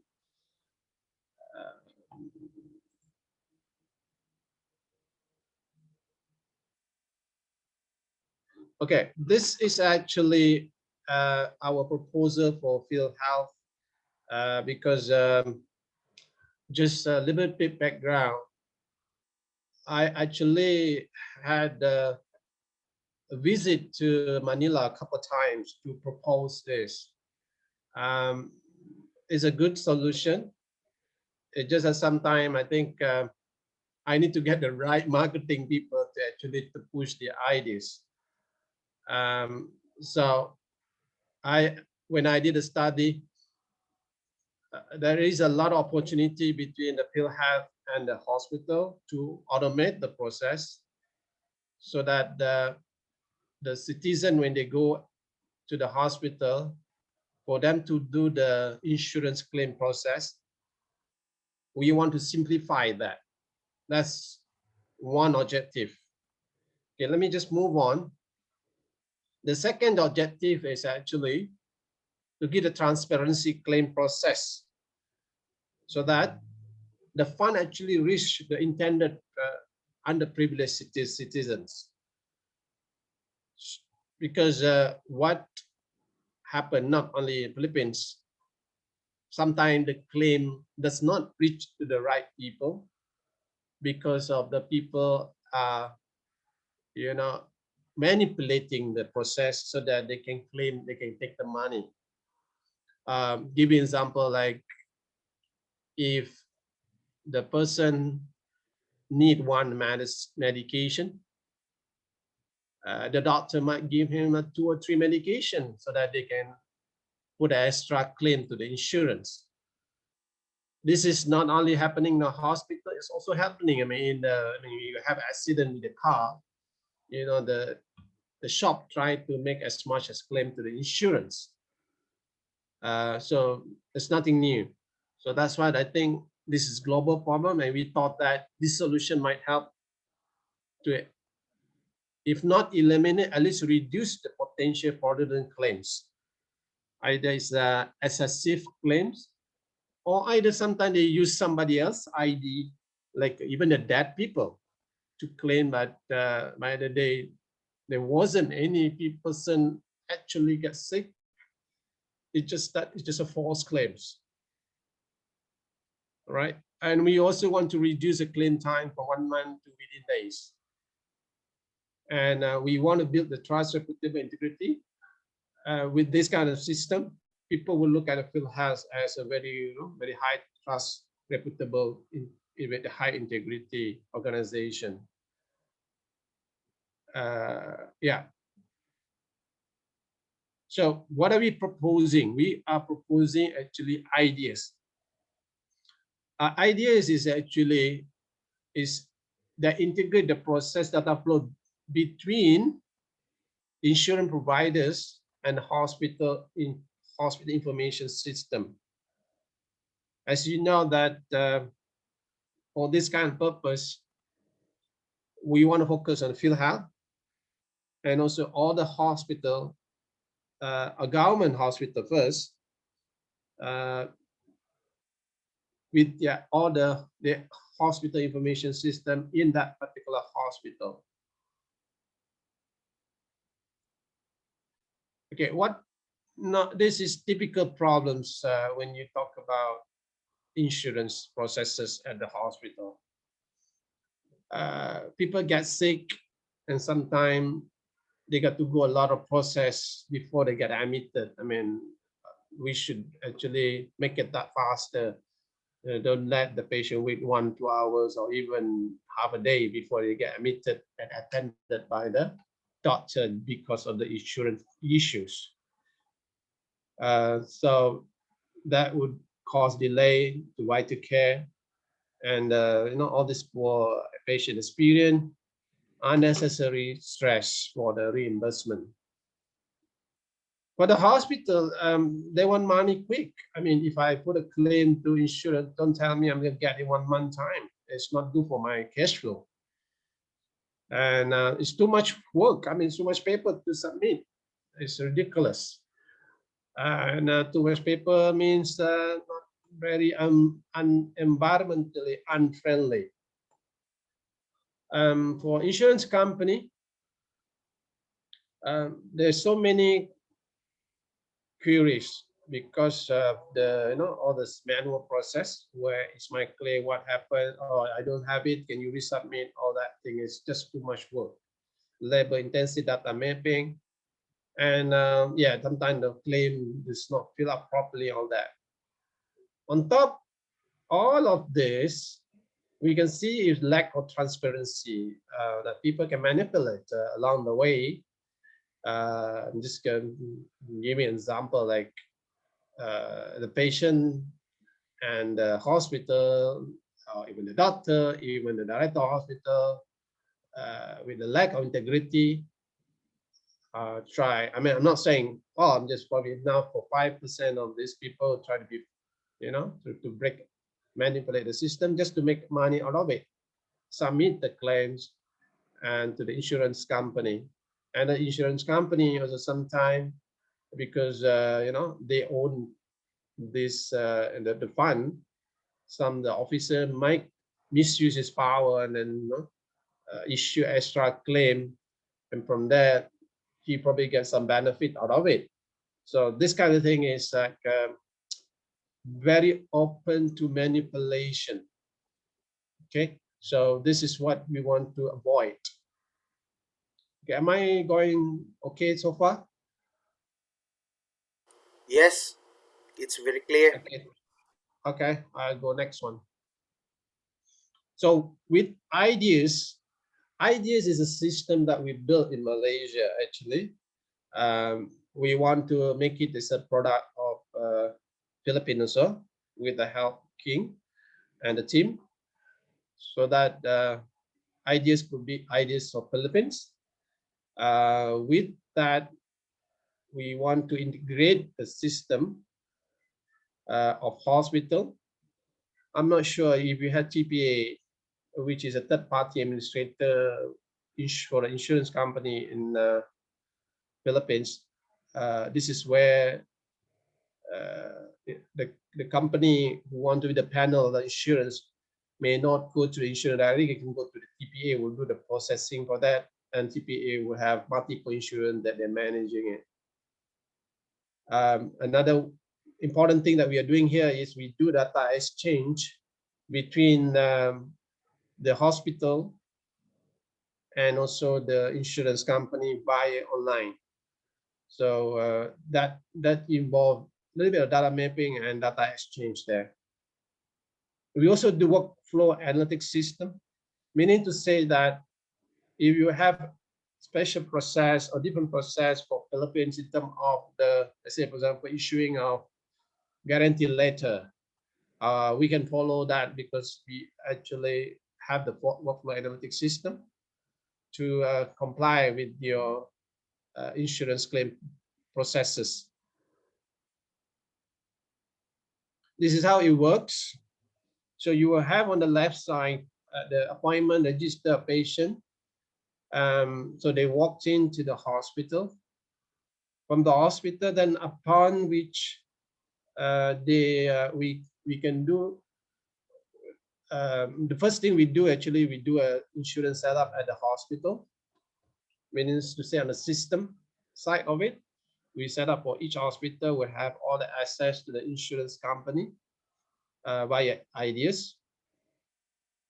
And we check every patient eligibility. We enter that information. So once that's entered,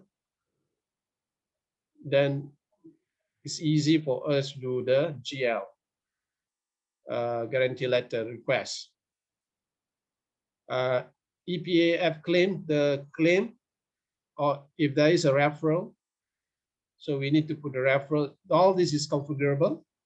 If they need to top up of the claim, see what happened. I understand that PhilHealth may not cover 100% of your expenses, so it could be 60%.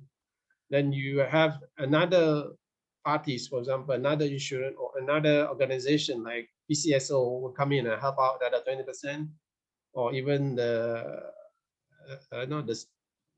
local authority office, might be they have some fund to support the the underprivileged citizen. So this is the features I provide. You can also top up there. Upon that, then we do the billing, and then we have the process authorization. The authorization is actually on both sides.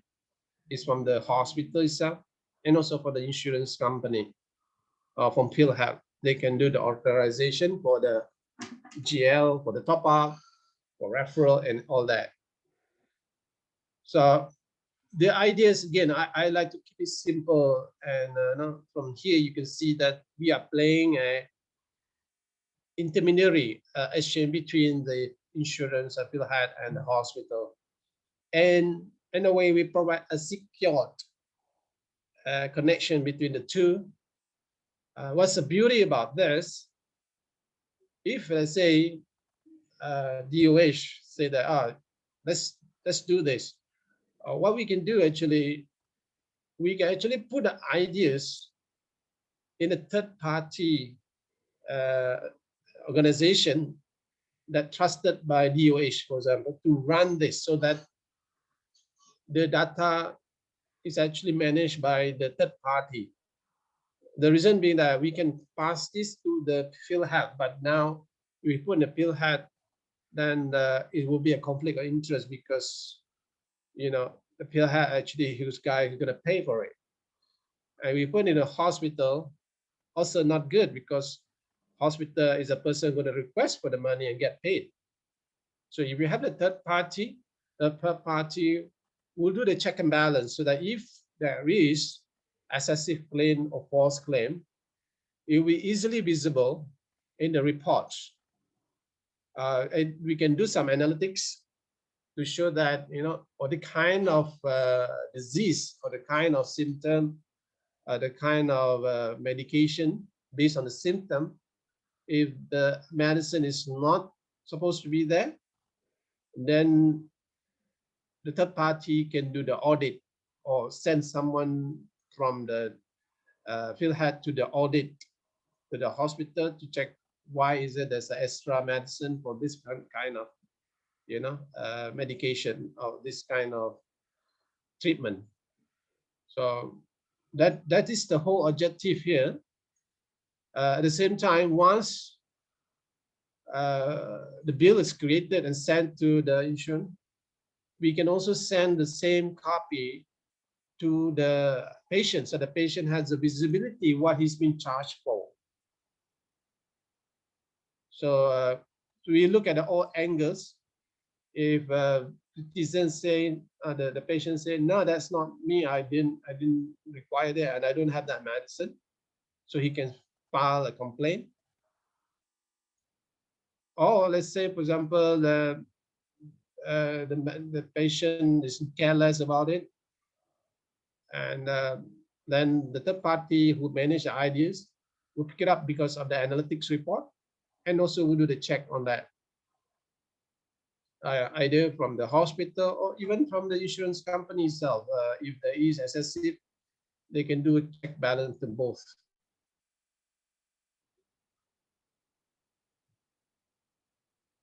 Yeah, I guess this, I like to actually stop here because this is the whole story about our solution. Do anybody have any question at this stage?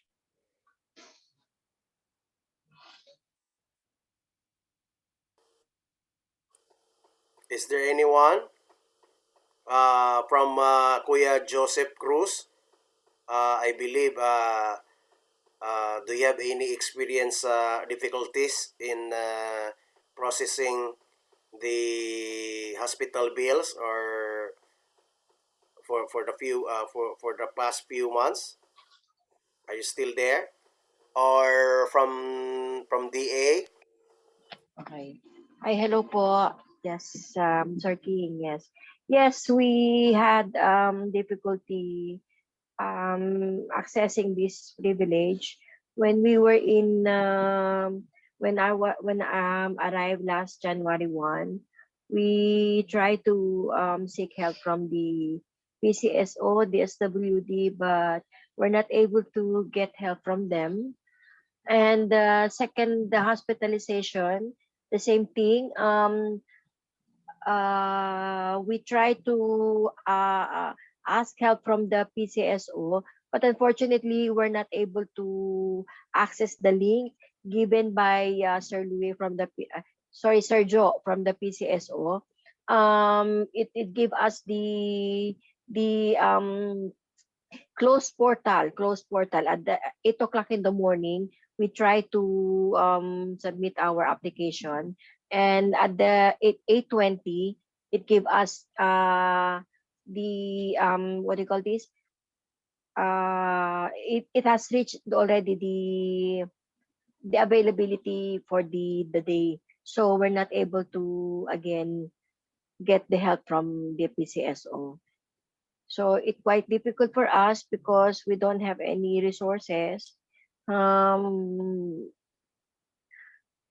so until now, we are seeking, because I have third the operation. So I'm hoping that by this time they will be able to help us. I don't know. I don't know. Sir King, he's trying to help us, but we are hoping that we'll be able to access these facilities from the government. So yun lang po, Sir King. Yeah, thank you so much. No, so Ma'am Mimi and Sir Raymond and the rest of you here, Miriam, Edward, and Kuya Bernardo, we see uh, how difficult it is on the process in the Philippines because we don't have system, and we know that there are billions of funds from PhilHealth was gone, missing because of this kind of system that the Philippines are still using at this time. So I believe this system that that this solution that Injure Assist is offering. The good thing here, the one that presented the solution, it's not a business manager or business officer, but it's the CEO of the company. That's the opportunity that we hear from him directly. So, Engineer Assis, I am really praying that this system will be approved or I hope and pray that our government will respond positively on this presentation or this product. So, is there any comment from Ate Mimi or Kuya Raymond? Well, the idea of Engineer Azi is much appreciated. Like what Sir King mentioned, here in the Philippines, we are not yet much involved on digitization world, which is right now we should be, because easy access, short period of time of information. So, well, we just need to, maybe Sir King, we just need to connect engineer access to the right person so that the system can be used and utilized for the benefit of our, well, our country, of course, the people. So right, even in the Department of Agriculture, one of the 12 agenda, part of our 12 agenda right now is the digitization of agriculture. So we are working on it, and if I think not only for the department but also especially in pag-ibig, because there's transparency here, right? In the digitization world, there's transparency. So with our, of course, our government must appreciate it, and yeah, Sir Asis should be connected with the right person in our government for Thank this you. Thank you. intention. I'm Thank you, sir. really happy to hear that. Thank you so much. And because I have very great passion about these two ideas because they're helping people saving life. That's what I have a special interest in this two projects here. So I personally get involved into this. So I hope I get a blessing. Make sure that we can deliver this.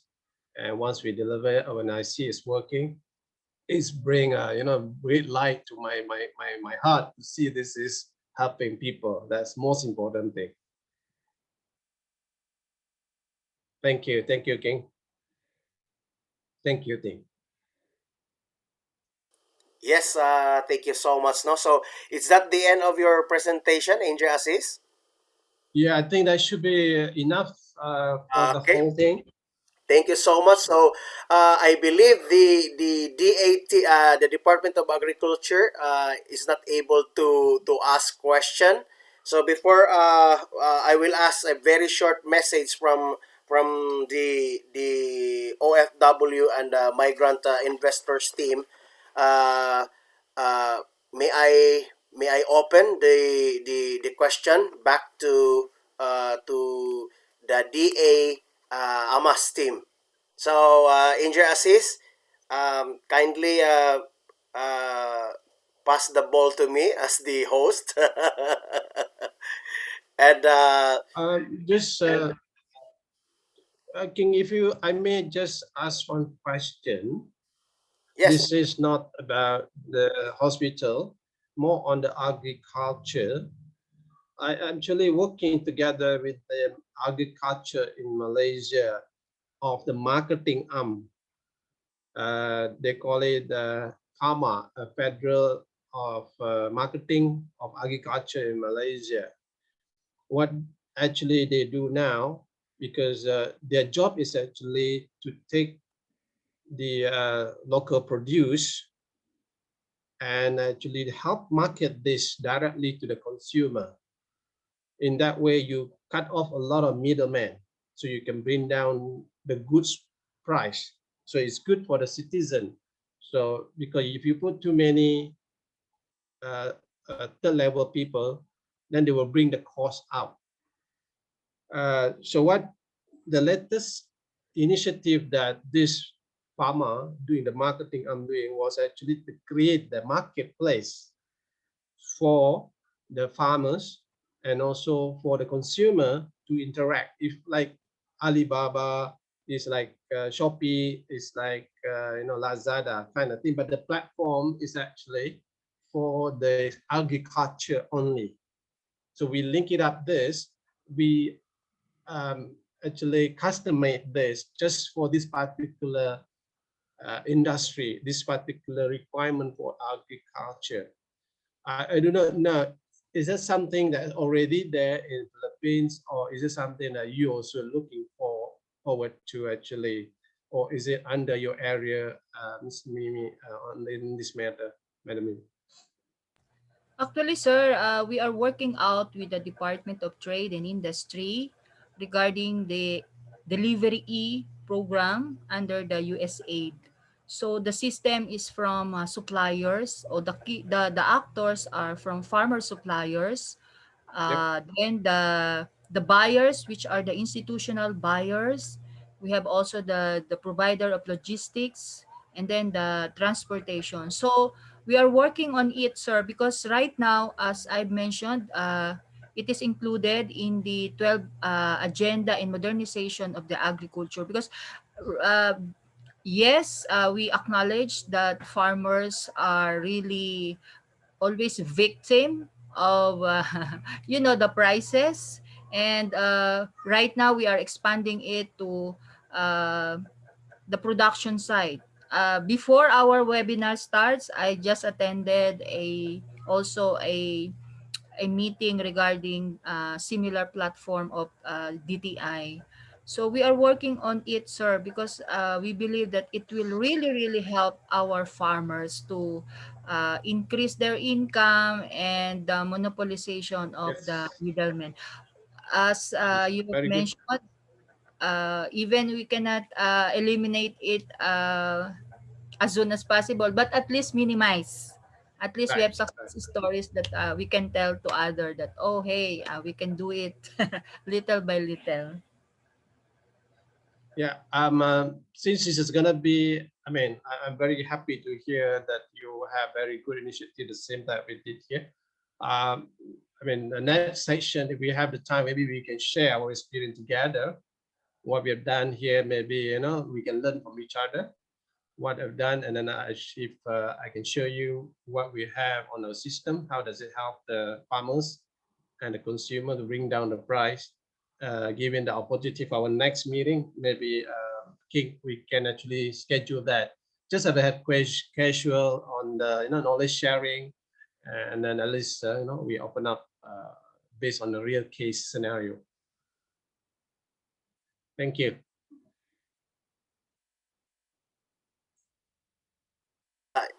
Thank you so much, Engineer Assis.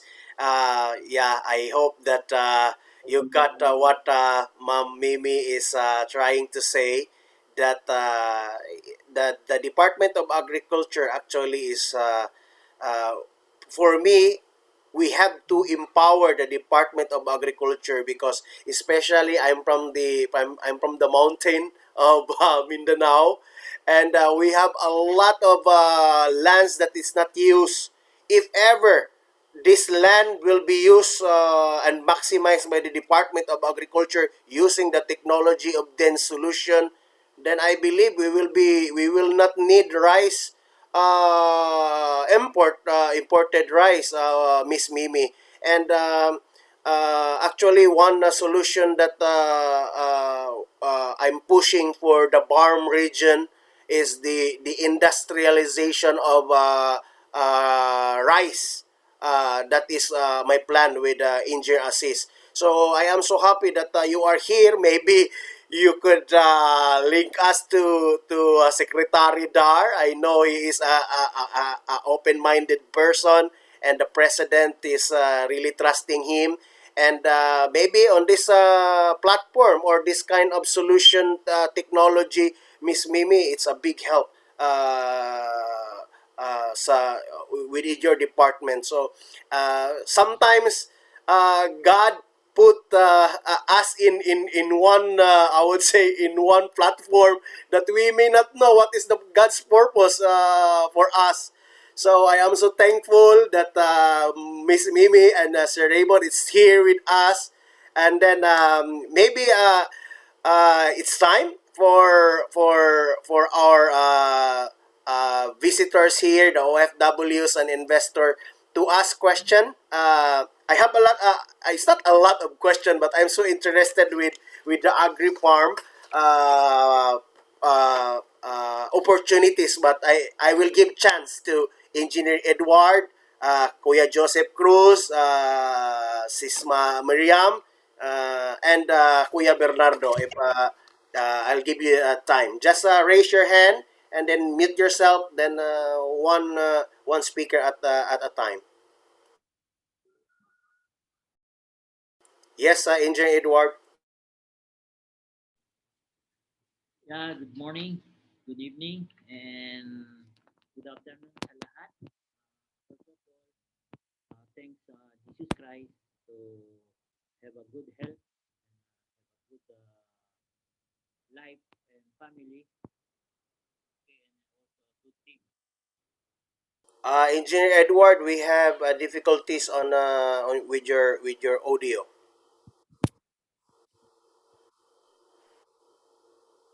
Please try again. Hello? Yeah, that's it. That's Hello? it. Okay, go ahead.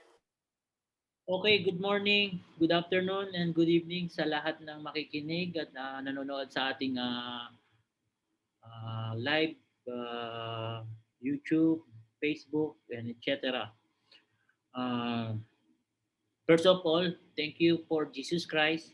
He gave me good health, brilliant mind, and brilliant team, and also brilliant family to make success for all people, to help uh, overseas Filipino workers in all over the world.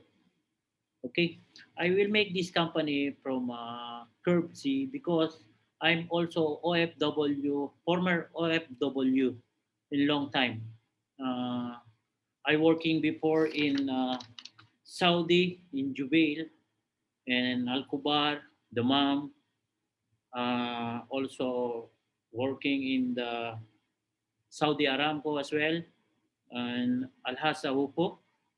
Then my work experience also in QChem Qatar for oil and gas industry, and Algeria Oman Fertilizer Project as a centralized field control operation from the execution the work of construction, and nuclear power plant in Baraka from United Arab Emirates. I'm the one also to handle the piping for power plant. And also in UAE, I working from a centralized gas system from the building, residential, hotel, and also I expertise in a centralized gas system from the building and residential. Okay, then I will share my talent to our country and our Filipino people, especially OFW. That's why I make the one company in in Philippines, because I like all OFW, senior citizens, uh, especially senior citizens, and yung mga walang trabaho na repatriate na ng ating gobyerno dahil sa banta ng pandemya, gera.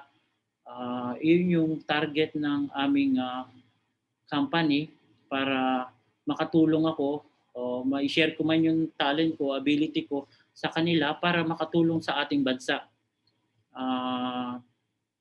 Kasi karamihan sa atin ng hindi ko nilalahat, karamihan sa ating company sa Pilipinas, yung mga matatanda na hindi na nila tinatanggap dahil unang-una may mga sakit, pangalawa medyo matigas na ulo.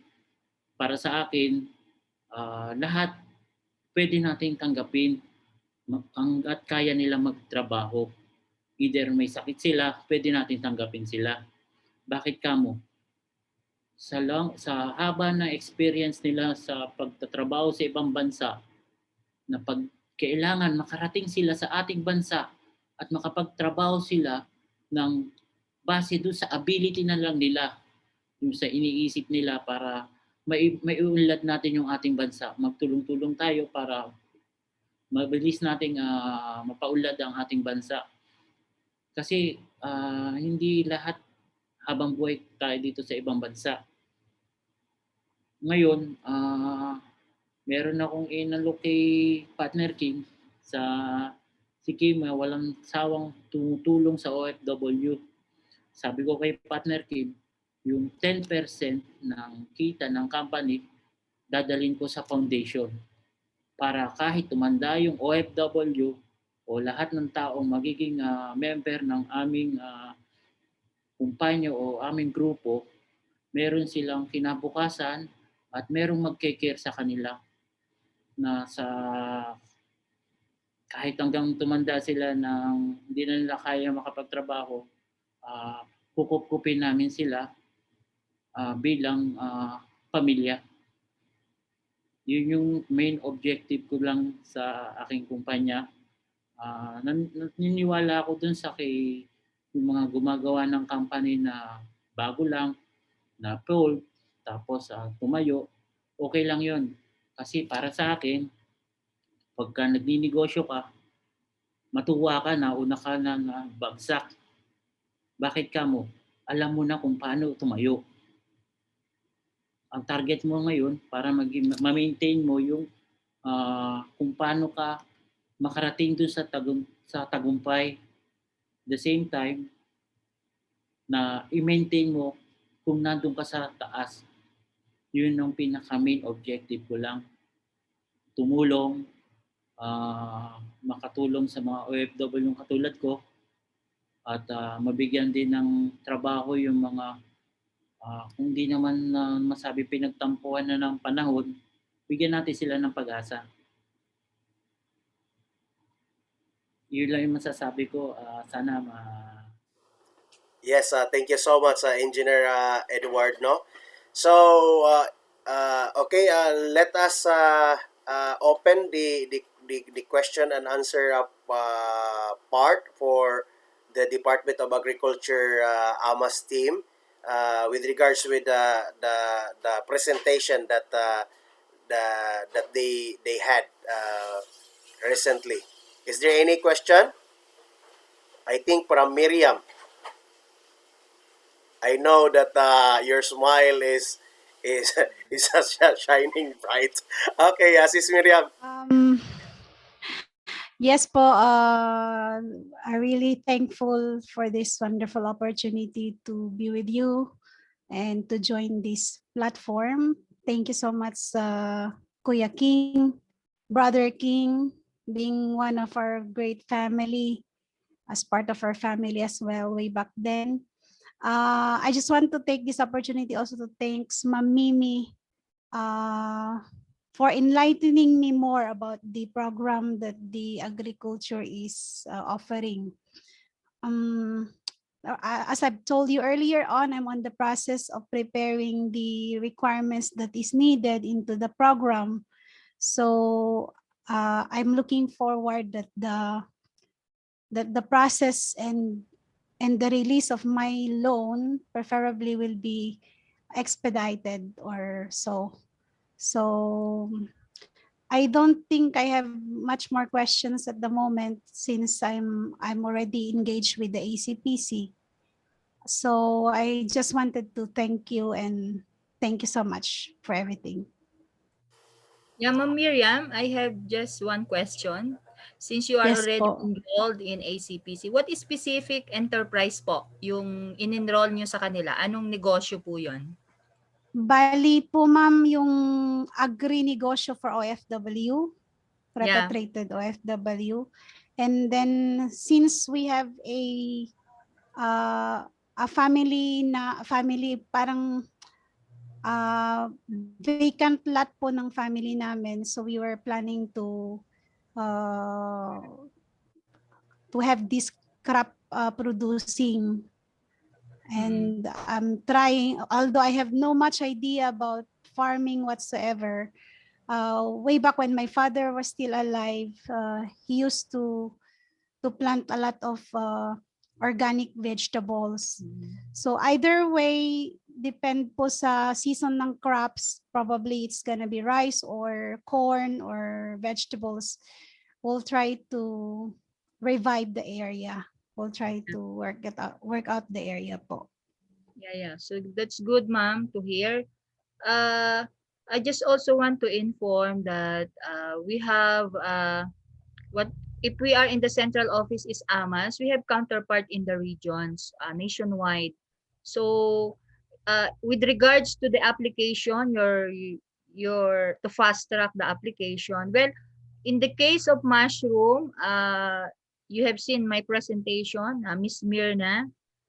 We Yes. featured his enterprise and we encourage her to avail the ACPC.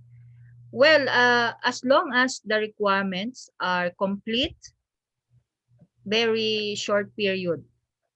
Maybe Short it, period na. yes. But of course, you have given their email or their contact numbers, right? Just Yes, ma'am. for example, 1 month wala pang nangyayari. Just follow Follow up. up. Yeah, or if you can send your name, complete name, address, and contact contact details doon sa email po na nabigay ko so that we can also heads up our ACPC main office because they have also coordinators per region. So Oh, I yes, just heads ma'am. up them about your application and if it is possible that they can give the counterpart in the region. From what region ka, ma'am? I am from Region 3, ma'am, Tarlac. Region 3. Yeah. Do you know Mr. our Ahmad Chief? Anong pangalan ni Sir? Mr. Lorenzo? Fernando Yeah. Lorenzo. Oo, Sir Fernando Lorenzo. They are Fernando. yeah, because the regional the facilitator for loan for ACPC is Miss Maricel Dulias, the supervisor Maricel Dulias. Opo, Region 3 po sila Dulias. AMAD, Agribusiness and Marketing Assistance Division. I can send you po the contact details para from time to time, aside sa ACPC, meron pong mag-a-assist sa'yo. We can Thank you invite. so much for that, Ma'am Mimi. Maraming salamat po Huwag dyan, mo ma'am. naman thank you, wala pa eh. Info pa Okay lang po. eh. Kiniklaim ko na po, ma'am. Sabagay, tama po yan.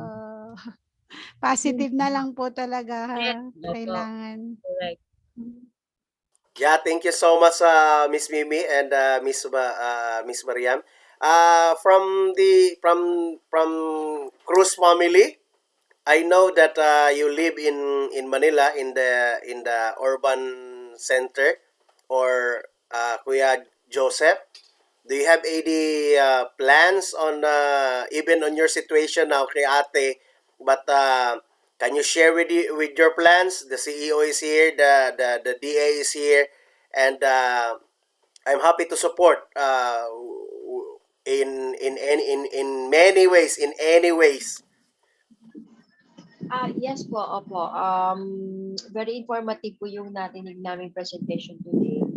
And of course, we will share it to our friends in UAE, here in Manila, or maybe my brother in Singapore because he's in IT company. So maybe he will be able to share it with his friends there. And dun sa agriculture part po, it's very informative po yung binigay na presentation ni Ma'am Mimi. But as of the moment, because of my current situation, we might not be able to access the privilege. But we are very much interested po dun sa yung sa ready-made product. Maybe we can do some business with the ready-made product po for our income then in the future. So thank you Yes po. po. Sure. Sir King, I just want to inform them na, kasi for example, yung pong mga processing na pinakita ko po kanina, because DA under BFAR, they have fish processing, Bureau of Animal Industry, they have meat processing, and so on, no? So, pwede po tayo na they are very much willing to conduct yung mga hands-on seminar. Kung mag-group lang sila, for example, magkakaibigan sila or mga napauwi, gusto nila ay meat processing, then send us, Sir King, the request, and we will facilitate it. Parang ganito, webinar lang din. Sabi ko nga po kanina, what I have presented is medyo may mga malalaking working capital na needed, but there are webinars naman that we can facilitate ng mga pang-livelihood. So which is, and then Ma'am Miriam, you can also Yes po. coordinate po sa DOLE because they have they are providing initial working capital. Sir, Ma'am, kay Engineer. Opo. Just let them know na kayo po ay napabalik kasi part din yun ng kanilang programa. Parang I'm not familiar if it is zero interest din, katulad ng sa ACPC. Livelihood, they can cater it, mga small working capital. Basta ang assistance namin doon, ang partnership namin sa kanila, we just assist the OFWs or yung interested na mag-avail para doon sa in coming up simple proposal. And then you will submit it kung ano man bawa, salted egg making o yung pinresent ko po kanina na duck. O yun, pwede po Yes yun. po yun. We can Ma'am facilitate Mimi, it. yung maganda rin po kasi sana yung mushroom production. Yun po yung isang parang nagkaka-interest po ako. Sige, ma'am. Especially in our area sa Saan ka sa bandang region 3, norte. Sa Tarlac ako, ma'am. I-connect ka namin dun sa Raymond, di ba? Si Ma'am, Marvy ba? Because Sabihin mo, Barangay Sulipa, Sige. Yeah. Yes. Dahil para ako yata nakakaalam Se- saan ka nakatira. second home po ni Brother King. Solipa Herona Tarlac. Ayun pala eh. Sige po, kasi meron na sila. Because one time, nagkaroon din kami ng face-to-face, wala pang COVID noon. Naging Yes, speaker ma'am. namin siya at isa na rin tong popular enterprise po sa kanila. We can link po kayo sa sa Region 3. But of course, pwede niyo rin pong directly i-contact po yung aming AMAD. Ita-type ko po yung anyway, meron naman pong email doon. Once na Yes, ma-receive ma'am. namin, we will facilitate. Sabihin niyo lang po na kayo po yung taga Region 3 na interested sa mushroom para ma-link Yes, namin. ma'am. Sige po. Yes, ma'am. Kaya don't Salamat. worry no dahil I believe this will not be the first time na kasama ko si Miss Mimi. I can feel his heart kasama si Kuya Raymond. Believe me, it's amazing na meeting ito and I can feel both sa inyong passion. It's not just working because the government pays you, but I can feel the way you presented. There is power on the presentation, and that's the most important thing.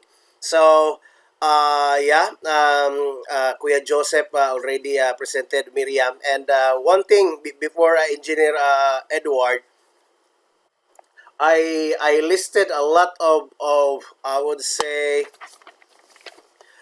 project that I'm very interested, and I want to bring this one in the Barm region. I'm not from the Barm region. I'm from Glan Sarangani province, but my heart belongs to the Moro people. And these Moro people, the reason why I want to emphasize and these Moro people, because it's the resources in Mindanao will be useless if Moro and Christian will not love each other.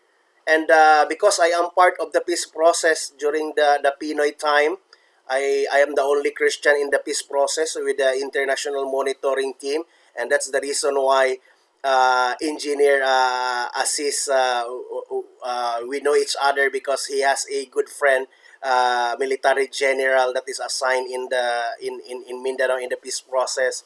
So just think of it. Because of peace process, the friend of Jer Assis linked to me, and that's what happened. Now, Jer Assis got a passion of helping and saving lives of the Filipino people, and he is a Malaysian. He's not a Filipino. So something like it it it hurts me that what is happening now in the Philippines. But I believe it's not too late. That's the reason why we are here, to collaborate our passion. And just think of it, we are now 2 hours and 37 minutes, but still we are so happy sharing each other's passion, because this is not about for ourselves. This is for other. Even I am so happy when the CEO of Den Senderhen Berad say this is not about money. This is about people. This is about saving the lives of the Filipino people. So that's the reason why. This is the reason why I'm still. This is the fuel. Why I'm so passionate of doing these things. Just think of it.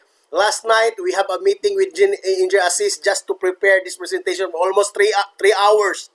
Then now, something like I have only 2 hours sleep. Nag-aibag na ako, but I don't care because this is my passion. So yeah, and yun lang. That's the only thing that I can I could I would say a word to the DA Abbas team. I will link to you, and we have a lot of the good thing for this Miss Mimi. We have a lot of investors, friends of Sir Asis Rashid. So we are here not only to present this thing to the Filipino people, but we want to connect something like, for example, the Den Senderhand Berhada solution will be, for example, we don't know, will be considered by the DA. Then Malaysian government could help investors to pour investment to DA to expand this rice industrialization in Mindanao, which I dream of. We don't know. So, yeah, we'll just pray. As what Miss Miriam said, I claim it, and I claim it also. The power, I would say, claim it to the Lord. So, yeah, Engineer Edward, you raise your hand. Miss Mimi, baka makatulong ako. Meron po akong mga kaibigan dito ng mga owner din ng company na gusto nila ng mga product natin, mga Filipino product. Like example, banana. Kaso ang problema ko, hindi ko alam kung paano makaka-connect diyan, makakakuha ng product sa Pilipinas dadalhin dito. Hindi ko expertise kasi 'yon. Ngayon, pwede kong i-relay sa inyo 'yon. O ako lang gawin yung tulay para makatulong sa mga kababayan din natin na diyan sa Pilipinas. Yes, sir. Actually, that's part of our market trade, o market linkage. Nung wala pa po tayo, without pandemic, we are conducting international trade fairs, no? Meaning, meron tayong mga suppliers or producers from the Philippines, dinadala po sa iba-ibang countries to promote their products. So, ina-assist po namin sila. So, yung sinasabi niyo, maganda yan, sir, kasi we have identified or mga list of suppliers na na nag-export na. So if there are interested companies diyan po sa inyong country kung saan kayo naka-assign, just let us know po. Just give us the profile of that company para po pag nag-market linkage facilitation po kami. Pilipino din ba sila, sir? Yung possible buyer? Mga ano po sila, mga Arab. Okay. Sige, okay lang po yan. Ngayon, ang gusto nilang kumuha ng product sa atin, tapos dadalhin nila sa bansa nila kung ilang container. Ngayon, problema nila, hindi nila alam kung sino yung taong lalapitan sa atin para dalhin dito o dalhin sa kanila sa Pakistan. Pero meron kayong company na magdadala papuntang Pakistan, pwede kong i-link sa inyo yung tao na direkta sa inyo para kayo po yung makapag-usap sa kanila at makatulong ako yung portion ko na nakatulong ako sa bansa natin sa pag-resource ng income. At the same time, nakatulong din ako sa mga kaibigan ko dito. Sige sir, just lang po email. Basta we need po the profile of the possible buyer para po pag nag-facilitate po kami, meron naman pong idea yung ating supplier kung sino po yung nila. Kung sino yung buyer. Kasi ito po mga talaga sila is. Di ba Raymond, do you have experience na nagli-link na tayo international, right? Meron po Yes, yes, Ate Mi. Opo. Pagdating doon sa mga market linkage natin international, pinaprioritize talaga natin yung may mga capacity na to export. Actually, sir, kung mga Arab companies yung nandyan, usually, pag nagte-trade fair po tayo, yun po yung nagiging marketing leads natin. So, kung meron po sila mga interest on a particular commodity natin, ano yung preference, meaning pagdating po kasi noong product natin dyan, yung iba po merong distributor na. So nililink na lang din po natin doon or may broker na with doon sa country ng destination. So yun po yung nangyayari. And may mga certain negotiations and agreements din po sila as to pricing, bill of lading, yung mga certifications na kailangan. So let us know, sir, kung ano po yung mga preference ng mga companies dyan as to a certain commodity type at saka po yung mga interested pa sila na pwedeng i-import naman dito sa Pilipinas. And then we'll let you know po kung sino yung mga companies na po pwede nating i-endorse doon. Yung Philippine companies or exporters na po pwede nating i-endorse sa kanila. Okay, ganito. I-send ko sa inyo yung WhatsApp ko. Gawa kayo ng link ng group chat. Tapos isama niyo si Sir Kim para magko-communicate tayo through WhatsApp. Kasi yung mga unang-una yung Arab, unang-una may pera sila pambili. Ang problema nila hindi sila expertise sa mga documentation. Na gets niyo ako? Ngayon, walang problema sa kanila. Ang mga Arab kasi ang karamihan, bilhin ko yan, babayaran ko, dali mo rito, ito yung bayad. Ganun lang kasimple dito. Hindi katulad yung napakadaming dokumento or sa ibang bansa nila dadalhin.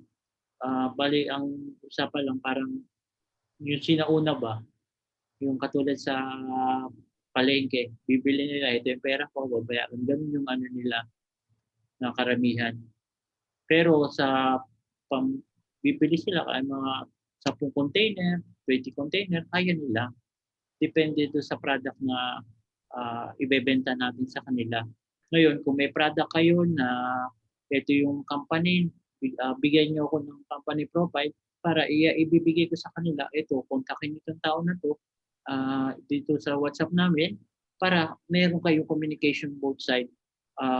Kami lang maging tulay para kahit pa paano makatulong ako sa bansa natin.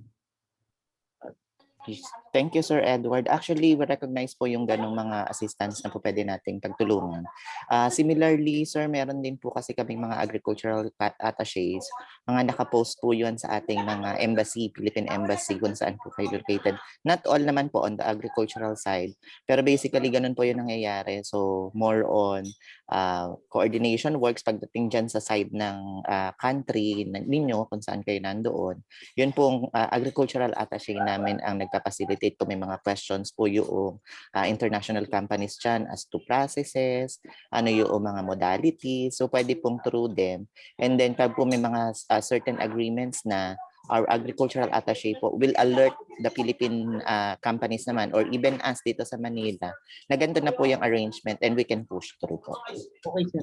Send mo, gawa ka ng isang group chat natin para ma-link po kayo dun sa tao. Kasi yung tao, meron Pakistani investor din na gusto niya kuha ng product sa atin, mga prutas like banana, dadalhin nila sa Pakistan. Like example, 10 container, 5 container. At least sila na bahala pagdating doon sa bansa nila.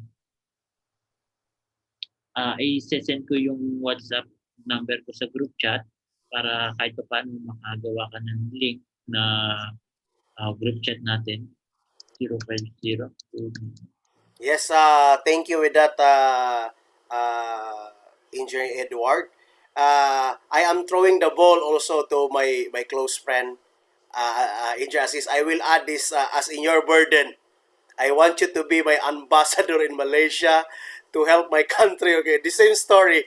I know a lot of CEOs in every companies. I believe let's help the Department of Agriculture. That it's normal,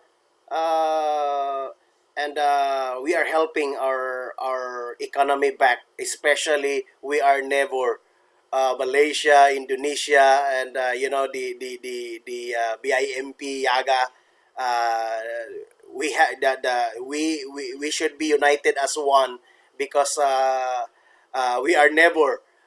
Actually, see, your face is the same as face as me. They said I look like more Malaysian than Filipino, or I look like more Viet Cong than Filipino. Because I'm from Mindanao, I'm near in Malaysia, so Indonesia and Malaysia. Maybe that's the reason why. So yes, Ijasis, can you comment on that additional burden that I throw to you?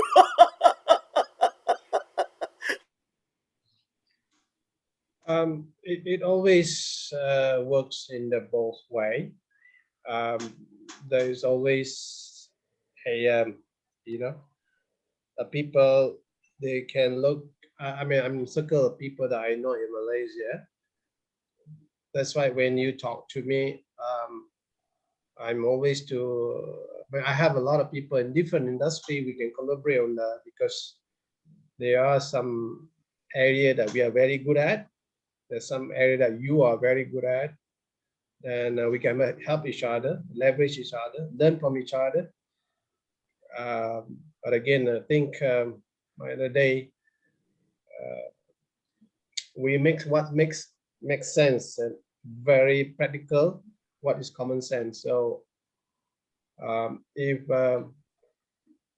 I told you example like there's a company called Gamuda that can help in terms of the construction. They have a very good experience in building the MRT and the tunnel, all these things we can bring on the table. Like I just mentioned to Madam Mimi about the marketplace for the agriculture, something that we can also learn from each other, see what we can make the system better. Because now we are going to this age where people sit at home, they order food and food come to the table and people eat and they don't mind to pay extra money for the transportation because that's the life now. Because if they go out, they have to pay for the petrol, they have to buy parking, all that, right? So this new age is different. We need to adapt to it and go more on than give a new innovation to a lot of things. But if you have anything that good for people that I can bring the investor, I'll be happy to from Malaysia. But I think Middle East have more people in that willing to help out, especially in the Mindanao area. There's a very huge marketplace, a huge untapped potential in that area. Like very, and I know it's a beautiful place. I've never been there, but I think I hope I can visit that one day. Okay, I think that's probably my closing statement for today. Thank you so much, thank you so much. So, Thank I you. believe we will not take long because it's already 2 hours and 51 minutes. As I mentioned to you, this is not the last, but I believe that there will be more collaboration with Madam Mimi and Sir Raymond.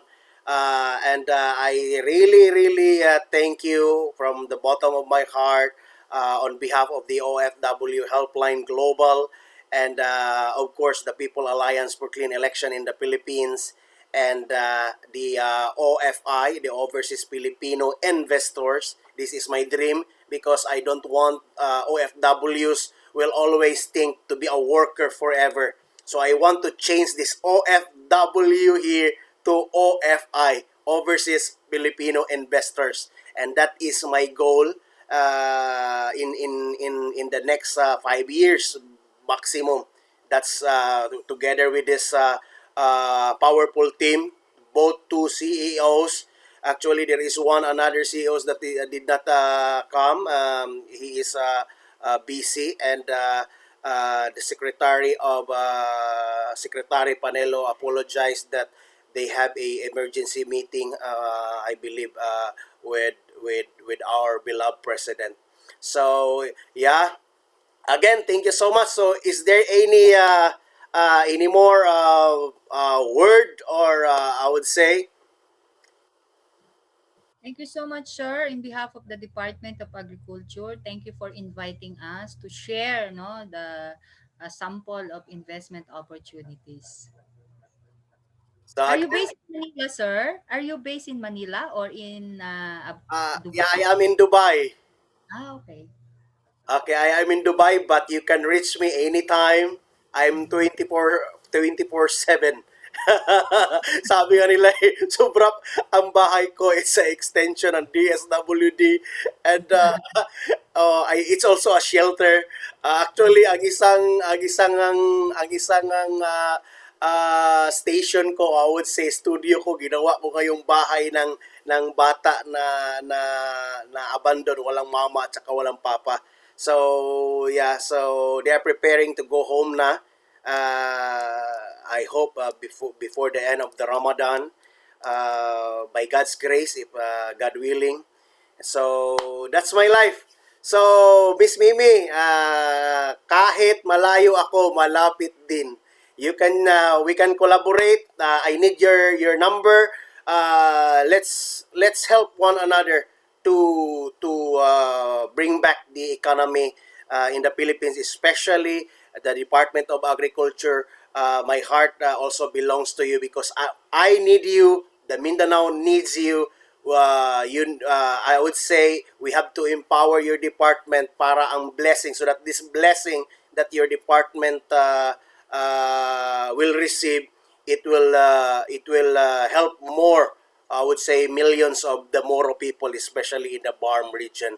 So to God be the glory with this product, with this program and this platform. And see you next time. And please share this OFW Helpline platform in YouTube. God bless you, and to God be the glory. Bye-bye. Bye. Keep safe. Thank you, everyone. Thank